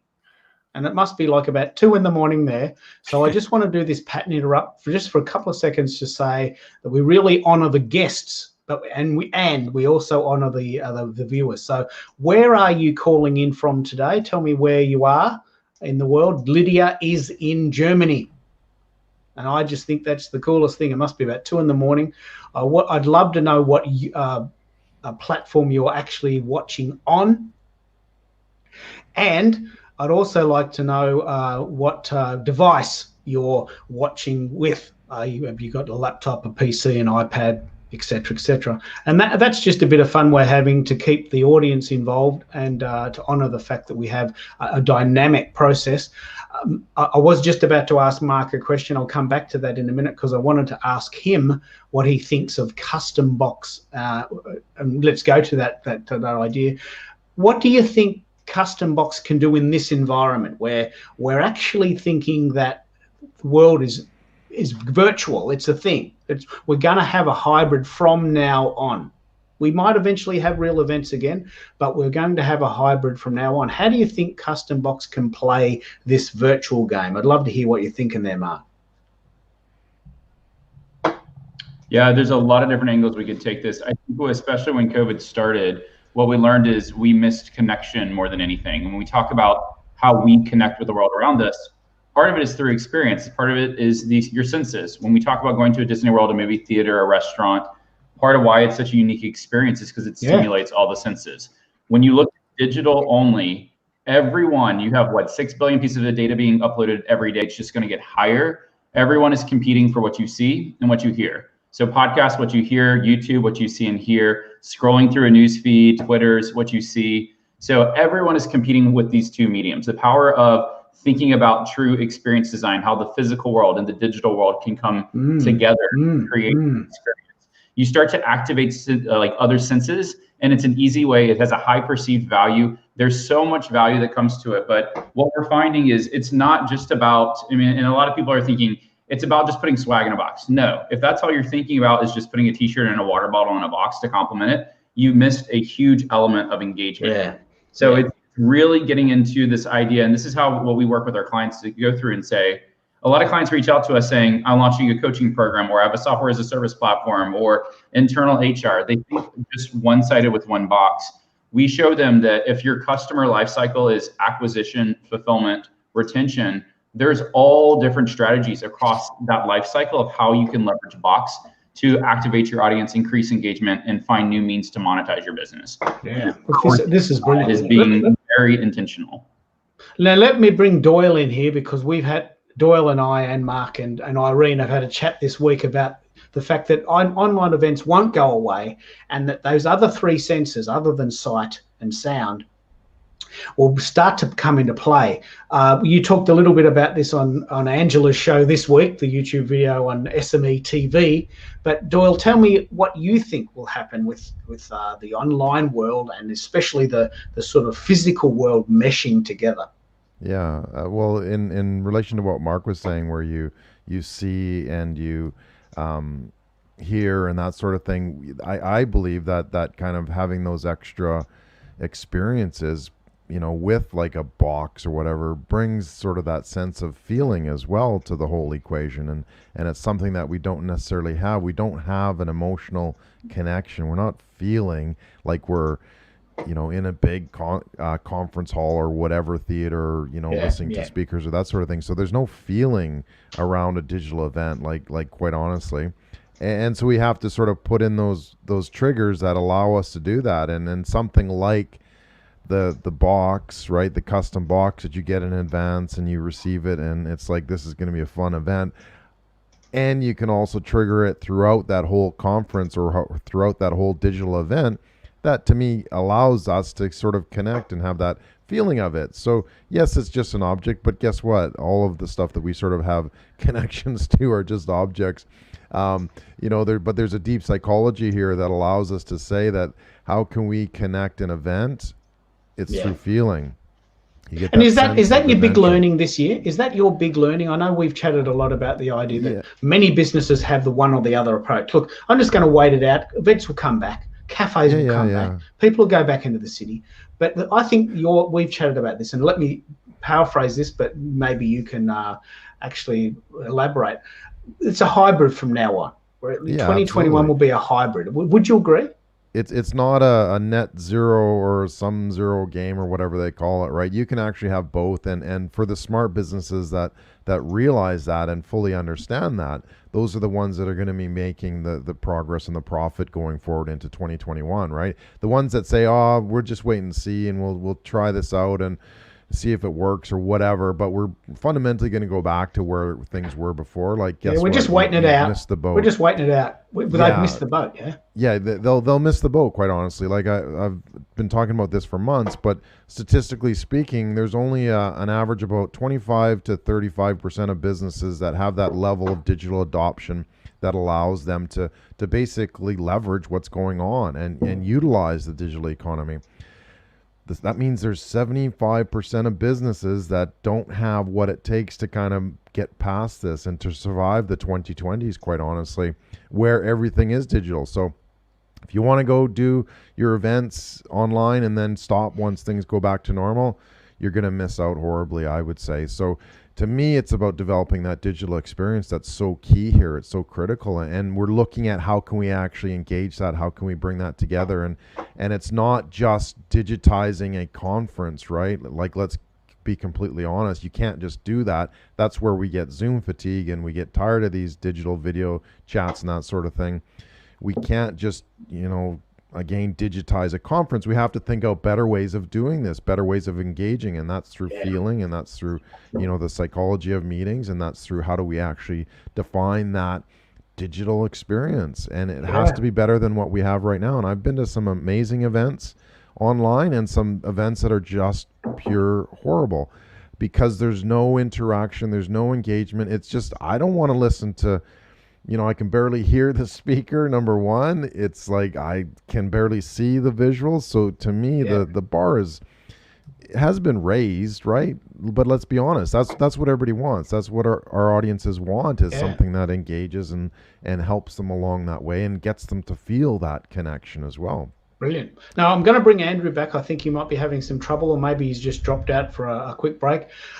If that's the case, mate, come back in if you want. You do it. So we've chatted a lot about this over the years we've known. Have you come to the realization, or more importantly, have businesses come to the realization that we need to add this hybrid approach, or are people waiting out and wanting to just go back to 2019? Andrew. Oh, sorry.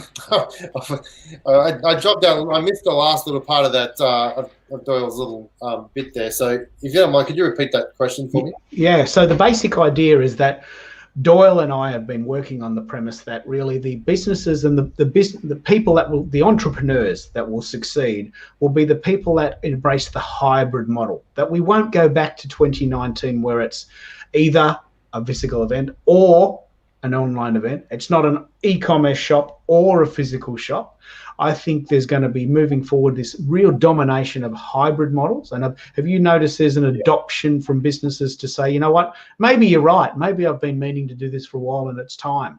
Yeah, totally. I think especially early in the piece, April, May, where I was living, I had, I would say 6 different shops or people that had a physical location or relied solely on physical sales, like market sales, people selling stuff at markets and street stalls and street fairs and stuff, calling me up saying, hey, quick, we need a hand.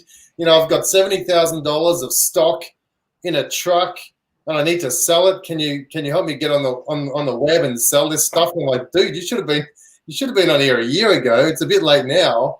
But there was all sorts of panic, people paying massively high rents in shops because they were in a place of lots of foot traffic, thinking that's all I need.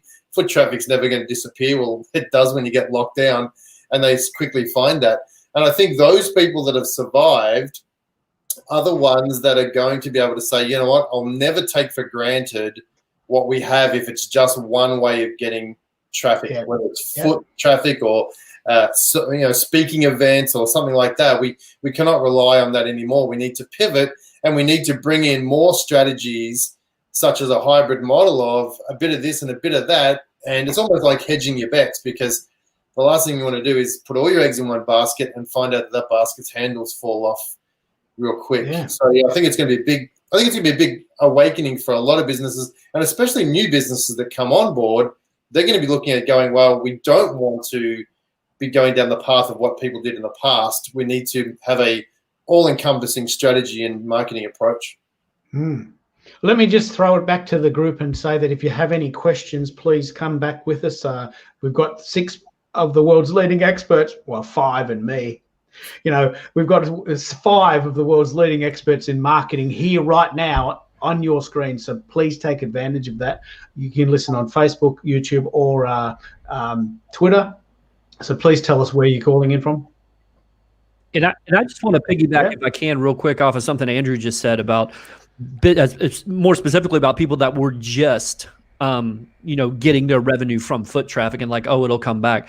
And I just want to use a personal experience here in Orlando that I work with some local restaurants, and they were going to have to close, because people couldn't come in. So I reached out to them. I was like, listen, let's just start taking takeout orders solely over Facebook. Direct messaging, just solely over. I'll just start putting out posts that says place order. We're open. The kitchen's open from here to here. We'll do contactless delivery. And they were able to survive all this until they were actually physically able to open. If that had not have happened, they may have had to shut their doors. I'd love to hear about this particular idea. Yeah, That's happened quite a lot, and that's actually where you can see that shift going into play, where they're actually creating more of. They were reutilizing the kitchen as opposed to just serving customers coming in the door to take away and contactless delivery and that sort of thing. And there were some really cool case studies where the businesses saw it and it's like, oh my God, if people aren't coming in, I need to survive. How am I going to do that? And honestly, I mean, yes, there's some tech involved, but it's not that complicated, right? You can have companies are set up that have the crowdsourcing type delivery where you can set it up and within a short period of time have half-hour deliveries type thing. So it doesn't matter if you're a restaurant, it doesn't matter if you're even a retail shop, right? You can add in these features. You can add in the crowdsourcing delivery, within an hour. You can also add in the click and collect, to your website as well. So it makes it so much easier. And that's really what consumers are looking for. They don't want the hassle. They don't want the risk. They don't want to, have to do that. And you can do that. And it doesn't take a lot. Like it doesn't take any deep level programming. And I'm guessing it doesn't cost very much. Let's play the game of the cost. Is there a little bit of cost involved here? Is there some? There's a little bit because you have to integrate those, and there's obviously fees with delivery and fees with, potentially click and collect. It depends how you do that, but.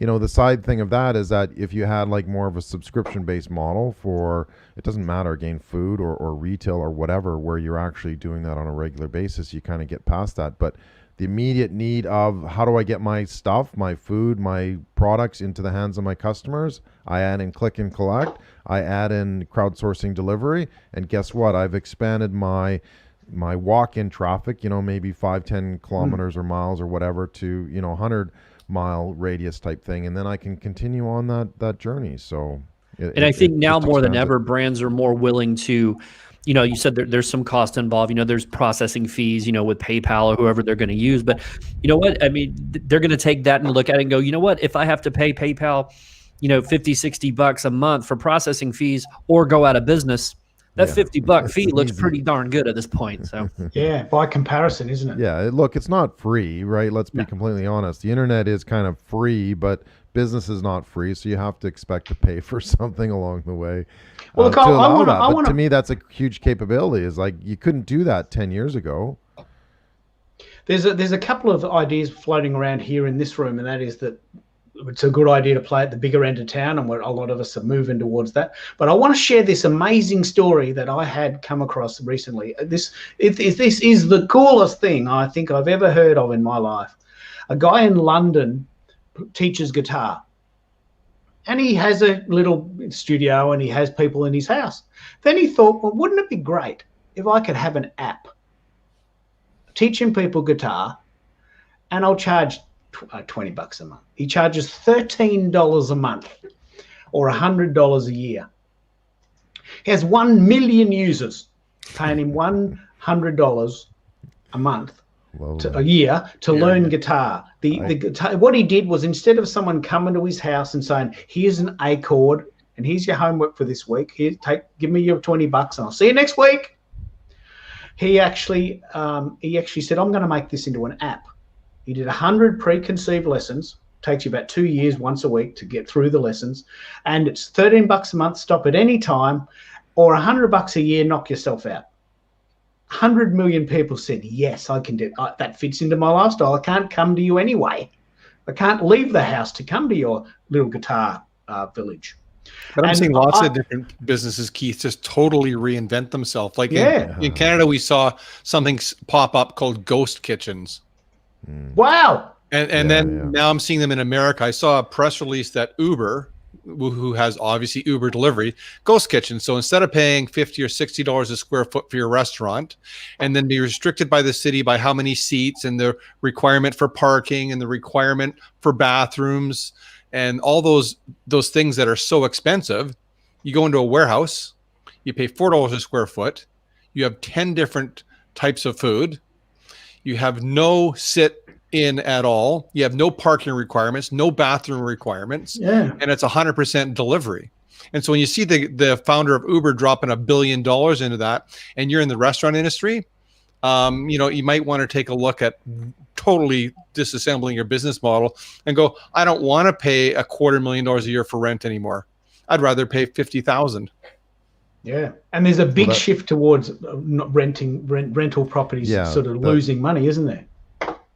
That's that on-demand delivery model, right? Which works well. Like Uber has proved it in terms of delivering people, and now they're shifting, and other companies are coming up to say, "Hey, wait a sec, yeah, on-demand delivery is something that businesses need to be able to do, so they can bounce on that pretty quickly." Well, and even Okay. refunds now. I've been following the guys from Rev, Retail E-commerce Ventures, so Ty Lopez and Alex Mayer. So I've been part of their private investor group. So I can't share all the details because they're NDA. But I mean, you look at the brands that they bought. So they bought Pure One out of bankruptcy. They bought Radio Shack. They bought Dress Barn. They bought Linens and Things. They bought Franklin Mint. They bought Model Sporting Goods. All this year. So while the world is crashing and burning, they're buying the domains and the websites, leaving all the debt with their trustees, and doing 100% online business. I've been part of 25 calls with these guys. The numbers are impressive. And so the business model there is, I mean, they're moving online. And then now you're seeing on the backside of that, not only click and buy, but now you're seeing them partner with, and other e-commerce companies partner with drugstore chains, so you can return your item that you bought at a physical location. So you're talking good. hybrid, right? So hybrid, I order it online, and I don't like it. Instead of mailing it back, I take it to the mall, to the drugstore that's there. The drugstore gets a fee, but they also get me in their store.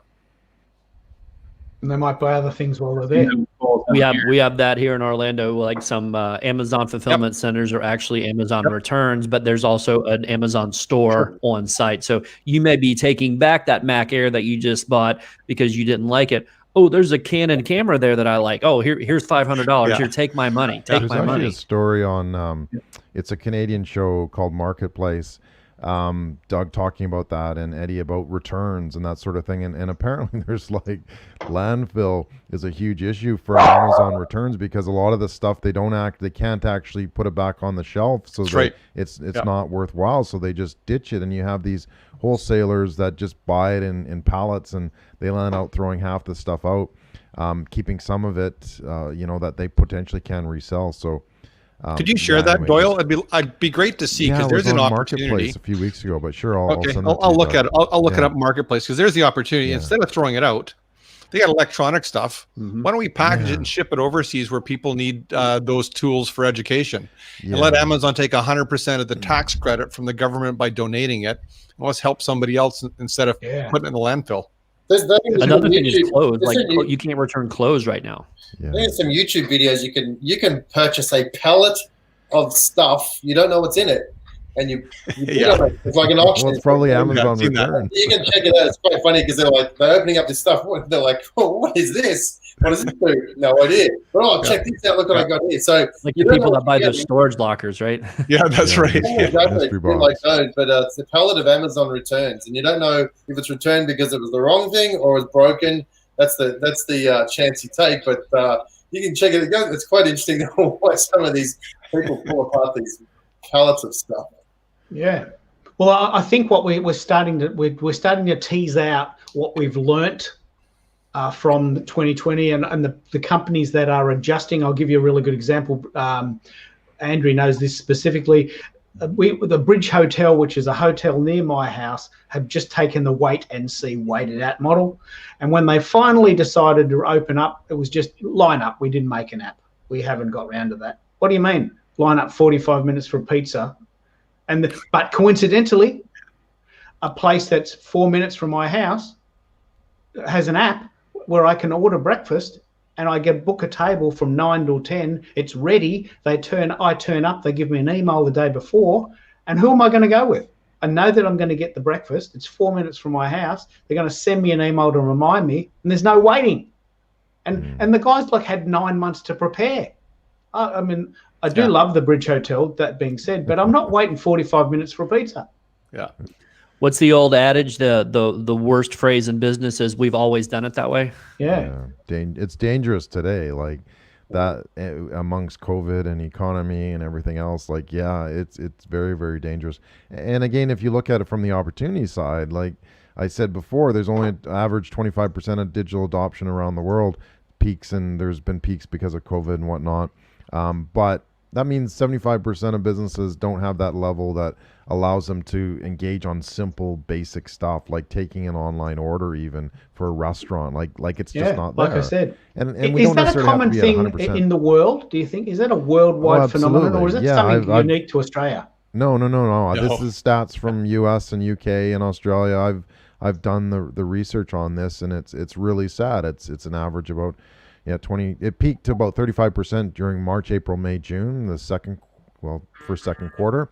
But then it dipped again, and obviously some of it is still continuing to go up. But Andy, you might fundamentally- be able to tell us about this. Why is that? I mean, why is there such a low rate of adoption for digital? Is it hard? Is it costly? Is it scary? I think it's new and scary for a lot of people. And you know what? I think the biggest thing is there is so much information out there from everybody. Every man and his dog's got a tip on how to do everything online. There's an old saying that says a confused mind never buys, right? Yeah, and people confused are mind never buys. because they're so confused because we're listening because TikTok's the way to go. Now it's LinkedIn. Now it's this. Now it's that. No. And we're like, oh, it's all so hard. I can't make a decision. I'm going to make nothing. It's safer to say nothing than make a decision and find out I'm wrong. And I think that's the biggest problem is that when websites came around in early 92, 93, people go, okay, it's websites. It's just, that's all we're listening to. That's all we had. That's all the option was. Do you want a website or not? Well, yes or no. Well, then we have social media come along and suddenly there's YouTube and Facebook and there's podcasts and there's live feeds and streaming and blah, blah, blah, blah, blah. And all this stuff just scares the crap out of people. So they make a decision to do nothing, which they know they're not going to make, well, they think they're not going to make a wrong decision because they've made no decision, which ultimately is the wrongest decision of all because they're standing still and not moving. I think it's not Australia, it's worldwide. And I think it's the fact that people don't want to know because they don't know who to listen to anymore. Oh, okay. Because I want to pick up on this agree with phrase. Andrew more and come back to Doyle's point specifically about restaurants and some sort of tangible item that you're trying to order online from these even larger companies that don't really know how to do it. So I remember when we couldn't go anywhere, I was contacting restaurants to get food delivered like through Facebook, and I'm like, hey, can I place an order through Facebook? No. I would jot that restaurant's name down, and I had a list of people to market to. I really did. To go, I can do that for you. I can provide these services. Here's the cost. Here's the return, blah, blah, blah, blah, blah. And it just opened up an opportunity for my business, not only for my business, but for their business as well, because they were missing out on a lot of that revenue that they would normally be getting with regular foot traffic. And what did you find was their objections? Was it too hard? Was it too scary, too expensive? It wasn't. I don't think the pricing was the biggest issue. They didn't want, because they were already dealing with so much right at that specific time, that they didn't want to have to learn something new during a very uneven time for their business as far as revenue. Like, they had the money to do it, but they didn't want it to implement it and something go wrong. And then they think, oh my God, now there's just one more thing going wrong for our business right now. I think just a knowledge base is where people live in that fear where they don't want to take that step forward. Yeah. Okay. I guess you could always offer them the alternate program, Eddie. It's like you could take your business online. That's my first course. My second course is how to prepare your business for Chapter 11. That's my second course. Which one would you like? Wow. Yeah, really. I love it. Welcome to Doug's Tech Talk. Yeah. Yeah, well, look, I think it's like 3 out of 5 businesses don't make it past year 5, right? So unfortunately, that's a consistent statistic around the world as well. But why is that? I don't know. I mean, a lot of it I feel nowadays is because we're not enabling that digital side of the business. We're not, you took a risk to start a business, so you need to take a risk as well to say, hey, how can I actually put these pieces together as well? Well, I don't know if that's still digital though, Doyle. I don't know if that's the digital thing. Like the venture capital guys still only get it right 25% of the time. Yeah. Okay. Yeah, true. So these are the smarter guys, right? And it's still not that bad. I mean, just consider a baseball player. If he bats 300, he's going to the Hall of Fame. So he gets it wrong 70% of the time, and he's heralded as one of the best. There you go. Yeah, I want to add one thing, and I think I might annoy a few people here. Don't think I'll annoy any of you guys, but the other problem is that we've got a lot of marketers that have been out of school for 10 seconds. They know how to turn Facebook on, and suddenly they're the marketing arm of these businesses that get burnt really, really bad. And So as a marketer, we have a bad name because of all these. I'm trying to be clean here. I'd say go for it. People coming out and suddenly saying, "Oh, I know how to do Facebook marketing," or Johnny, my nephew, he's 21. He's into social media. He knows what to do. Crap, he knows what to do. He doesn't know anything about marketing. He doesn't know anything about the whole processes of it all. Yet he's the one that gets the gig because he's perceived to be in the know and probably a damn sight cheaper than most of us. But there's the problem is they're going to be paying ultimately more and more down the track because they're going to have to fix up the stuff ups that this person does. Yet at the same time, we're trying to now convince them that we're not little Johnny. We're somebody who's way ahead of that because we've all been doing it for 10, 15, 20 years. And I think that's a big problem is that there's no overarching controlling board to say, yes, you are a marketer, you've proved yourself and you've done certain things. And so anybody that's got a heartbeat or can fog a mirror can actually be called themselves a marketer. And I think that's a big challenge for a lot of us that have been around for a long time. I'm going to build upon that. So like we talk about 2021 and what I think is going to happen in 2021. I've seen this happening over the last couple of years is that for the longest time, the digital realm, the online realm has been the wild, wild west. Corporate is as buttoned up as you can get. Now in digital, wild, wild west. But what's happening is as more corporate gets forced into digital, it's getting a lot more sophisticated. So all of a sudden we're seeing, and it's just going to continue to get more sophisticated. So what's happening right now is digital marketers today, what are people teaching? People are teaching how to be good at acquisition, not how to be good at fulfillment. So this is what's happening is these people are coming out of undergrad or just showing up and saying, I'm going to be your coach that's going to take you to 7 figures, 8 figures beyond. And they may have just broken 6 figures last week. And that may have been years of them, but all of a sudden now they're an expert on it. So all these people who are really good at acquisition, because there's so much, it's easier to acquire when you know how to play the game. Fulfillment is the real opportunity. And then especially retention. Wow. What's happening is, and this is what I heard literally when COVID hit, was the rise of the fake guru. What is a fake guru? It's someone who's really good at acquisition, but not good at fulfillment. That's it. They are good at selling the vision, but then they don't know how to fulfill. You're going to see the rise of people who know how to fulfill because it's getting a lot more sophisticated. You're going to see the rise of how to be more strategic with retention. That's where I think it's going to go in the next year when corporate's getting more and more forced, when digital is the new norm. Amen. Yeah. I love that. I just love that's genius, Mike. Yeah, I think that it's very well genius. said. I try. Yeah, the false guru. I've seen 4 people today on my internet feed saying, "Mate, I can give you 7 figures." And as you said, they're selling. But the two things they're not doing is they're not doing retention. Retention is the big story. It's always been a big story, but I think it's more important than ever. And the idea of fulfillment. Am I going to get my stuff? Am I going to get what I pay for? And is it going to be what I actually paid for? Right. Brilliant. I think there's a lot of, and I want to just piggyback on what you both just said, because I 100% agree with Mark and Andrew on this, because I come up against that all the time. Oh, well, we don't want to hire another social media manager because we've been burned by 2. Well, you got burned by 2 because you gave it to an intern that's just out of high school. That's why. He has no idea how the marketing, the purchasing decision of people go, has no idea how to craft consistent strategic content, just has none of that. Just because he's got 30,000 followers on TikTok does not make him a marketer. That makes him good at TikTok. That's all that makes him good at. I don't understand a lot of these people that look at it from that point of view, are like, oh, well, social media is just social media. We use it and we're going to do it like that, but we don't actually need it.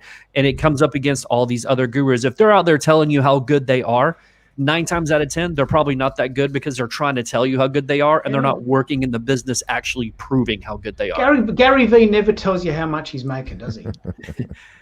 He doesn't need to. Doesn't need to. He doesn't need to. I've actually got a real problem with people who say, I'm going to teach you how to make 7 figures. Yeah. I have a real problem with that phrase. Well, the first question is, you need to ask them if that's what they're doing. So if you've listened to any of my podcasts, you hear me say over and over and over again, never ask anyone for advice who hasn't done what you're going to do, or is willing to pay the price you're going to pay. Yeah. So the points that you've made, there's nothing wrong with hiring students that have finished college. We need to hire staff, but I'm not likely to trust them to get my business to 7 or 8 figures And I found the same issue actually with salespeople. Salespeople, my experience has been often it takes some training to move them past selling their own, their own income. It's like, well, I couldn't charge someone $50,000 for that. That's expensive. It's like, well, not for them. It's not. It's going to make them 100. Yeah, no, I agree, Doug. And more specifically, like I wasn't trying to bash people like not hiring people. No, I know make that. them your director of marketing. Yeah, I mean, yeah. that's what people are doing, though, but that's what they're doing. Well, I got maybe a the clients don't know how to research them. I don't know. Go. Huh? I was just gonna say. Well, I got a text earlier today that it said I can go from a 2XL to a small in 35 days. I mean, people are going to do whatever it takes to grab your attention. Yeah, it's called liposuction. It's not that hard. Yeah. Or surgery. Look, I just want to pick up on some questions here from Lydia. She wants to do an app, but her big question and a big story is that she has overwhelm and analysis paralysis. How do you determine who to go with in a sea of people telling you they can solve your problems? How do you get that discernment as a newbie for someone who's the client that doesn't know what you know?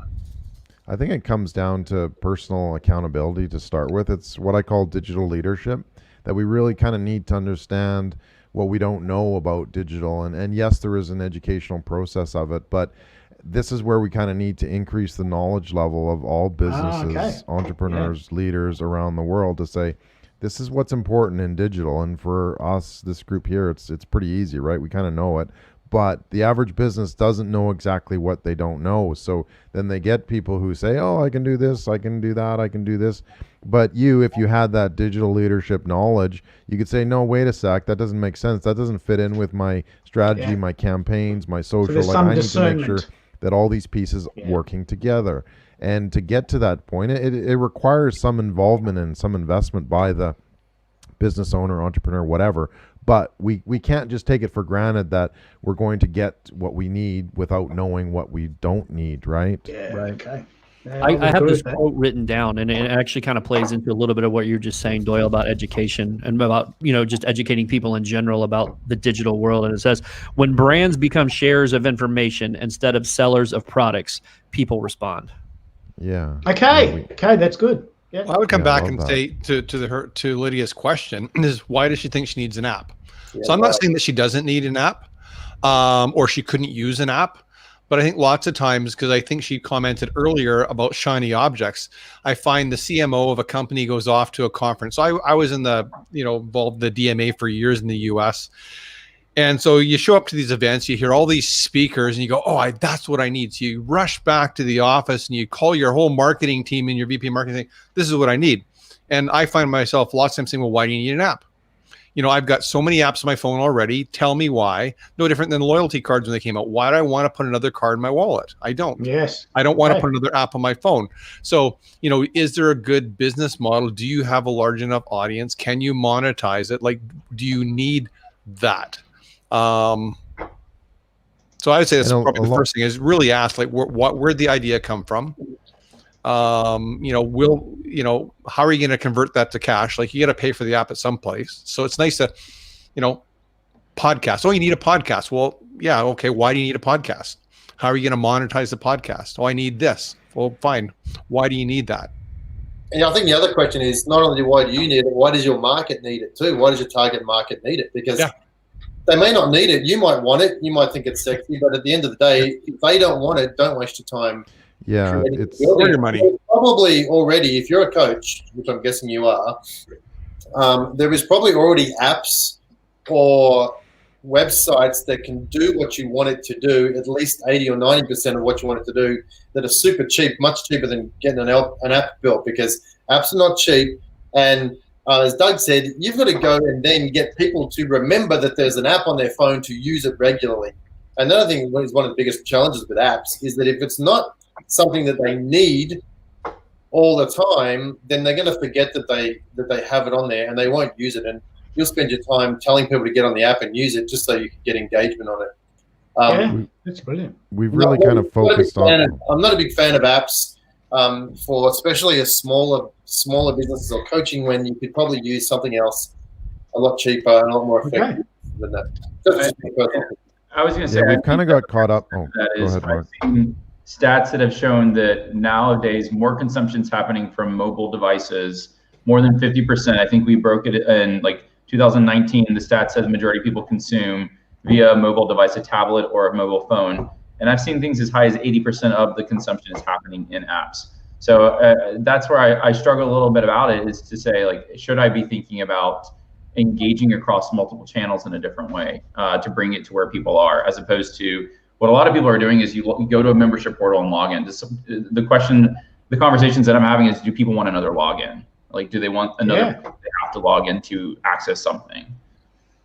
Well, the idea of a loyalty card really brings it home. I mean, how many loyalty cards did we have at the peak of that fad? You know, there's a coffee card, there's this card, and you've got like 6, your whole wallet's full of cards. And the first thing they get you when you go to a shop, they say, "Do you want the 10% off card?" No, I don't want another card in my wallet. But Lydia has mentioned some good things. A little bit like the person I know that's the guitarist. She wants an app for meditation. But meditations. And we're kind of stuck in that groove with sort of the concept of instant gratification, where we want it now. I want an app and I want it now, right? But it comes down to like automation. I want automation and I want it now, right? Everybody says I need automation, so I need automation, where fundamentally you don't really need that. So a lot of it can be done. I think Mark was kind of alluding to that, sort of a grassroots basis where you don't need to develop your own app. You can use an existing platform. And specifically for Lydia, there's a lot of, membership type platforms to start to build a community. And then you add in the extra levels and the extra features. And you know what? Maybe down the road you kind of go, oh, I need an app because I've got this 100,000 focused audience from around the world. They need to connect and do this. But fundamentally, you can start with something like Kajabi. You can start with Entreport. Even they have member platforms. Thinkable, Thinkific, all these types of educational type platforms. They have sort of a membership type concept. So it takes, again, going back and looking at my shtick is strategy, right? So it takes a few steps to go back and say, well, what do we actually need this? Why are we doing this? And is there something that we can use to plug in the tech? Anybody can plug in the tech anywhere, anytime, right? It doesn't take that much of an issue. It's how do we actually strategically understand what we need to accomplish, and then what fits into that, not the other way around. I want this to fit into it. Yeah. I'm a big buy guy before I build. I hate building stuff. It always costs more. It always takes longer. It takes you away from your primary business, serving your customers, selling to customers. So I'm always, if I can buy it and it's 70% what I need, I'm going to buy it or rent it. I can pull, like Doug said, I used to like building stuff, but that was like when I was just building websites, and that was just appeasing to me. It was a lot of fun to see it go from nothing into an actual website. But now it's just a tedious process that I don't want to deal with. So I honestly started building, an educational, not a platform, but an educational venue for other marketers, people just coming in and try to learn how to social media market. And I started it in a Facebook group, 100% free. And it just ballooned up from that and go, okay, now I do need to have a membership platform. But, I went with Squarespace, who integrates with Facebook. So all they had to do was go log in with Facebook once they went through the pay portal, and it was just a seamless process. So all of the construction, if you will, was already laid down by somebody else. I just had to pay the money and drag and drop it. And all of a sudden I've built this community. And I think a lot of people can look at it that way, where she may not necessarily need an app to pay tens of thousands of dollars to do it. Start with what you have at your fingertips right now for free to see if there's enough demand to start sinking revenue into it to build it out to be more of what you think that it needs to be. And this is Community 101. Lydia in Germany is listening at 2:25 in the morning to some gurus from around the world talking about a problem she has personally, and she's gurus. There. She's got the value. This is exactly what we're doing. We've got a global round table here with Lydia asking the question. She got what she needed, and I really wanted to thank everyone for that. Look, we've just bounced over the hour, and I just want to give everyone the chance to do a bit of a round table. Again, tell people how they can contact you. Your last one tip for 2021, we might turn that into a soundbite for you. And so we'll start with you, Mark, because you're top left for me. Where can people find you, and what's your tip for 2021? Yeah, you can find me at customboxagency.com. You can look me up on Facebook. Feel free to reach out to me on Messenger. I'm pretty active there as well. In terms of my big tip, I would tell people, find find a mentor. I mean, a lot of people try and create product services in a vacuum. When you create it in a vacuum, you're only basing it on the data points inside your head. The more you start to engage with other people, you start to develop something that becomes even better than you could have ever done based on only the data points. So when I collaborate, whether it's with a mentor or just starting to activate a community, you are collecting more and more data points to truly create a better product. That's brilliant. And Eddie, a second to go there in the middle. What do you think? What are the big choices for 21? I think one of the biggest things that people are going to have to do in 2021, and I kind of want to get back to a little bit of something that Andrew said earlier in the hour, and it's remember what got you here, right? It's not that you have to learn something new or relearn something. Just remember what got you there. You built your business on the back of your own sweat, on your own brow, with building those relationships with the people that are already there. Just continue to do that. Maybe look to do it on a different platform, but it doesn't have to be reinventing the wheel. Just remember what you already knew, learn a little bit more, and just expand your horizon onto the digital platform. And I think that's going to be a formula for success for most businesses moving forward. And how do we find you?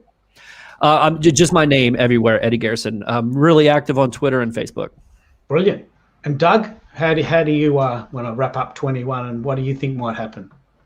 Well, for me, 2021, I'm changing direction. I'm going to go look to buy businesses that are failing at email and relying solely on Facebook. So I'm looking to buy e-commerce stores that are only Facebook advertising, because I know why they're not going anyplace. The other thing I'd say is take a hard look at your business. I mean, the world's changed. The world's not going back to the way it is. There's going to be some business models that just aren't going to work, and that's not a bad thing. It's just better to figure it out sooner than later. There's lots of really smart people out there.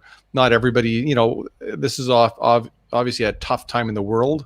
And we don't want to take advantage of people, but there's people that are making money, making progress. So to Mark's point, find some people that are going in the right direction and kind of hitch your wagon to them and follow their lead. That's brilliant. That's brilliant. And how do we find you? How do we find you? DougMorneau.com. Yeah, I totally agree. We need to turn the news off. And Andy, how do people find you? What's your tip for 21? You can find me at the social media bloke, BLOKE. I love that. I just love that. Good Aussie name, the social media bloke. I think my tip is what I'm going to focus on 2021 is that word consistent, but consistent content and consistent emailing. I think email, and Doug's been talking about email all night. I can't, it's not new. We've been talking about email since 2001 or whatever before then. But content in email is still super, super powerful, doing a lot more of that consistently. But I think the other thing is, and I think Mark touched on it, is delivering, not just being the fulfillment. Oh, sorry, what was it, Mark? You said fulfillment. Acquisition. You're being the fulfillment and getting ROI, getting results for the people that you're asking, that you're doing work for.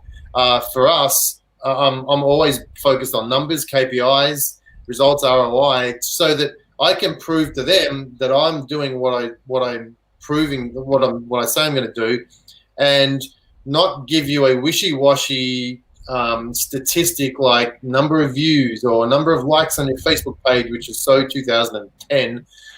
That's what I'm looking at. Okay, so ROI. I want to offend some people, but I don't care. That's what I'm doing. Yeah.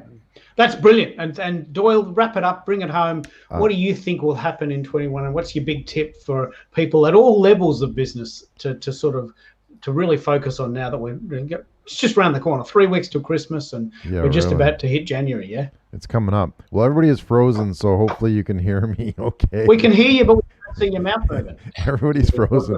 I was going to say, I don't know if you can see this, but 2021 is going to be about the digital experience, right? And that's fundamentally what needs to happen, is that businesses really need to reflect on how they can actually develop that, how they can leverage that properly. So it's a matter of understanding what it is that your audience is looking for, and then converting that into the ultimate remarkable digital experience worth remembering fundamentally. Brilliant.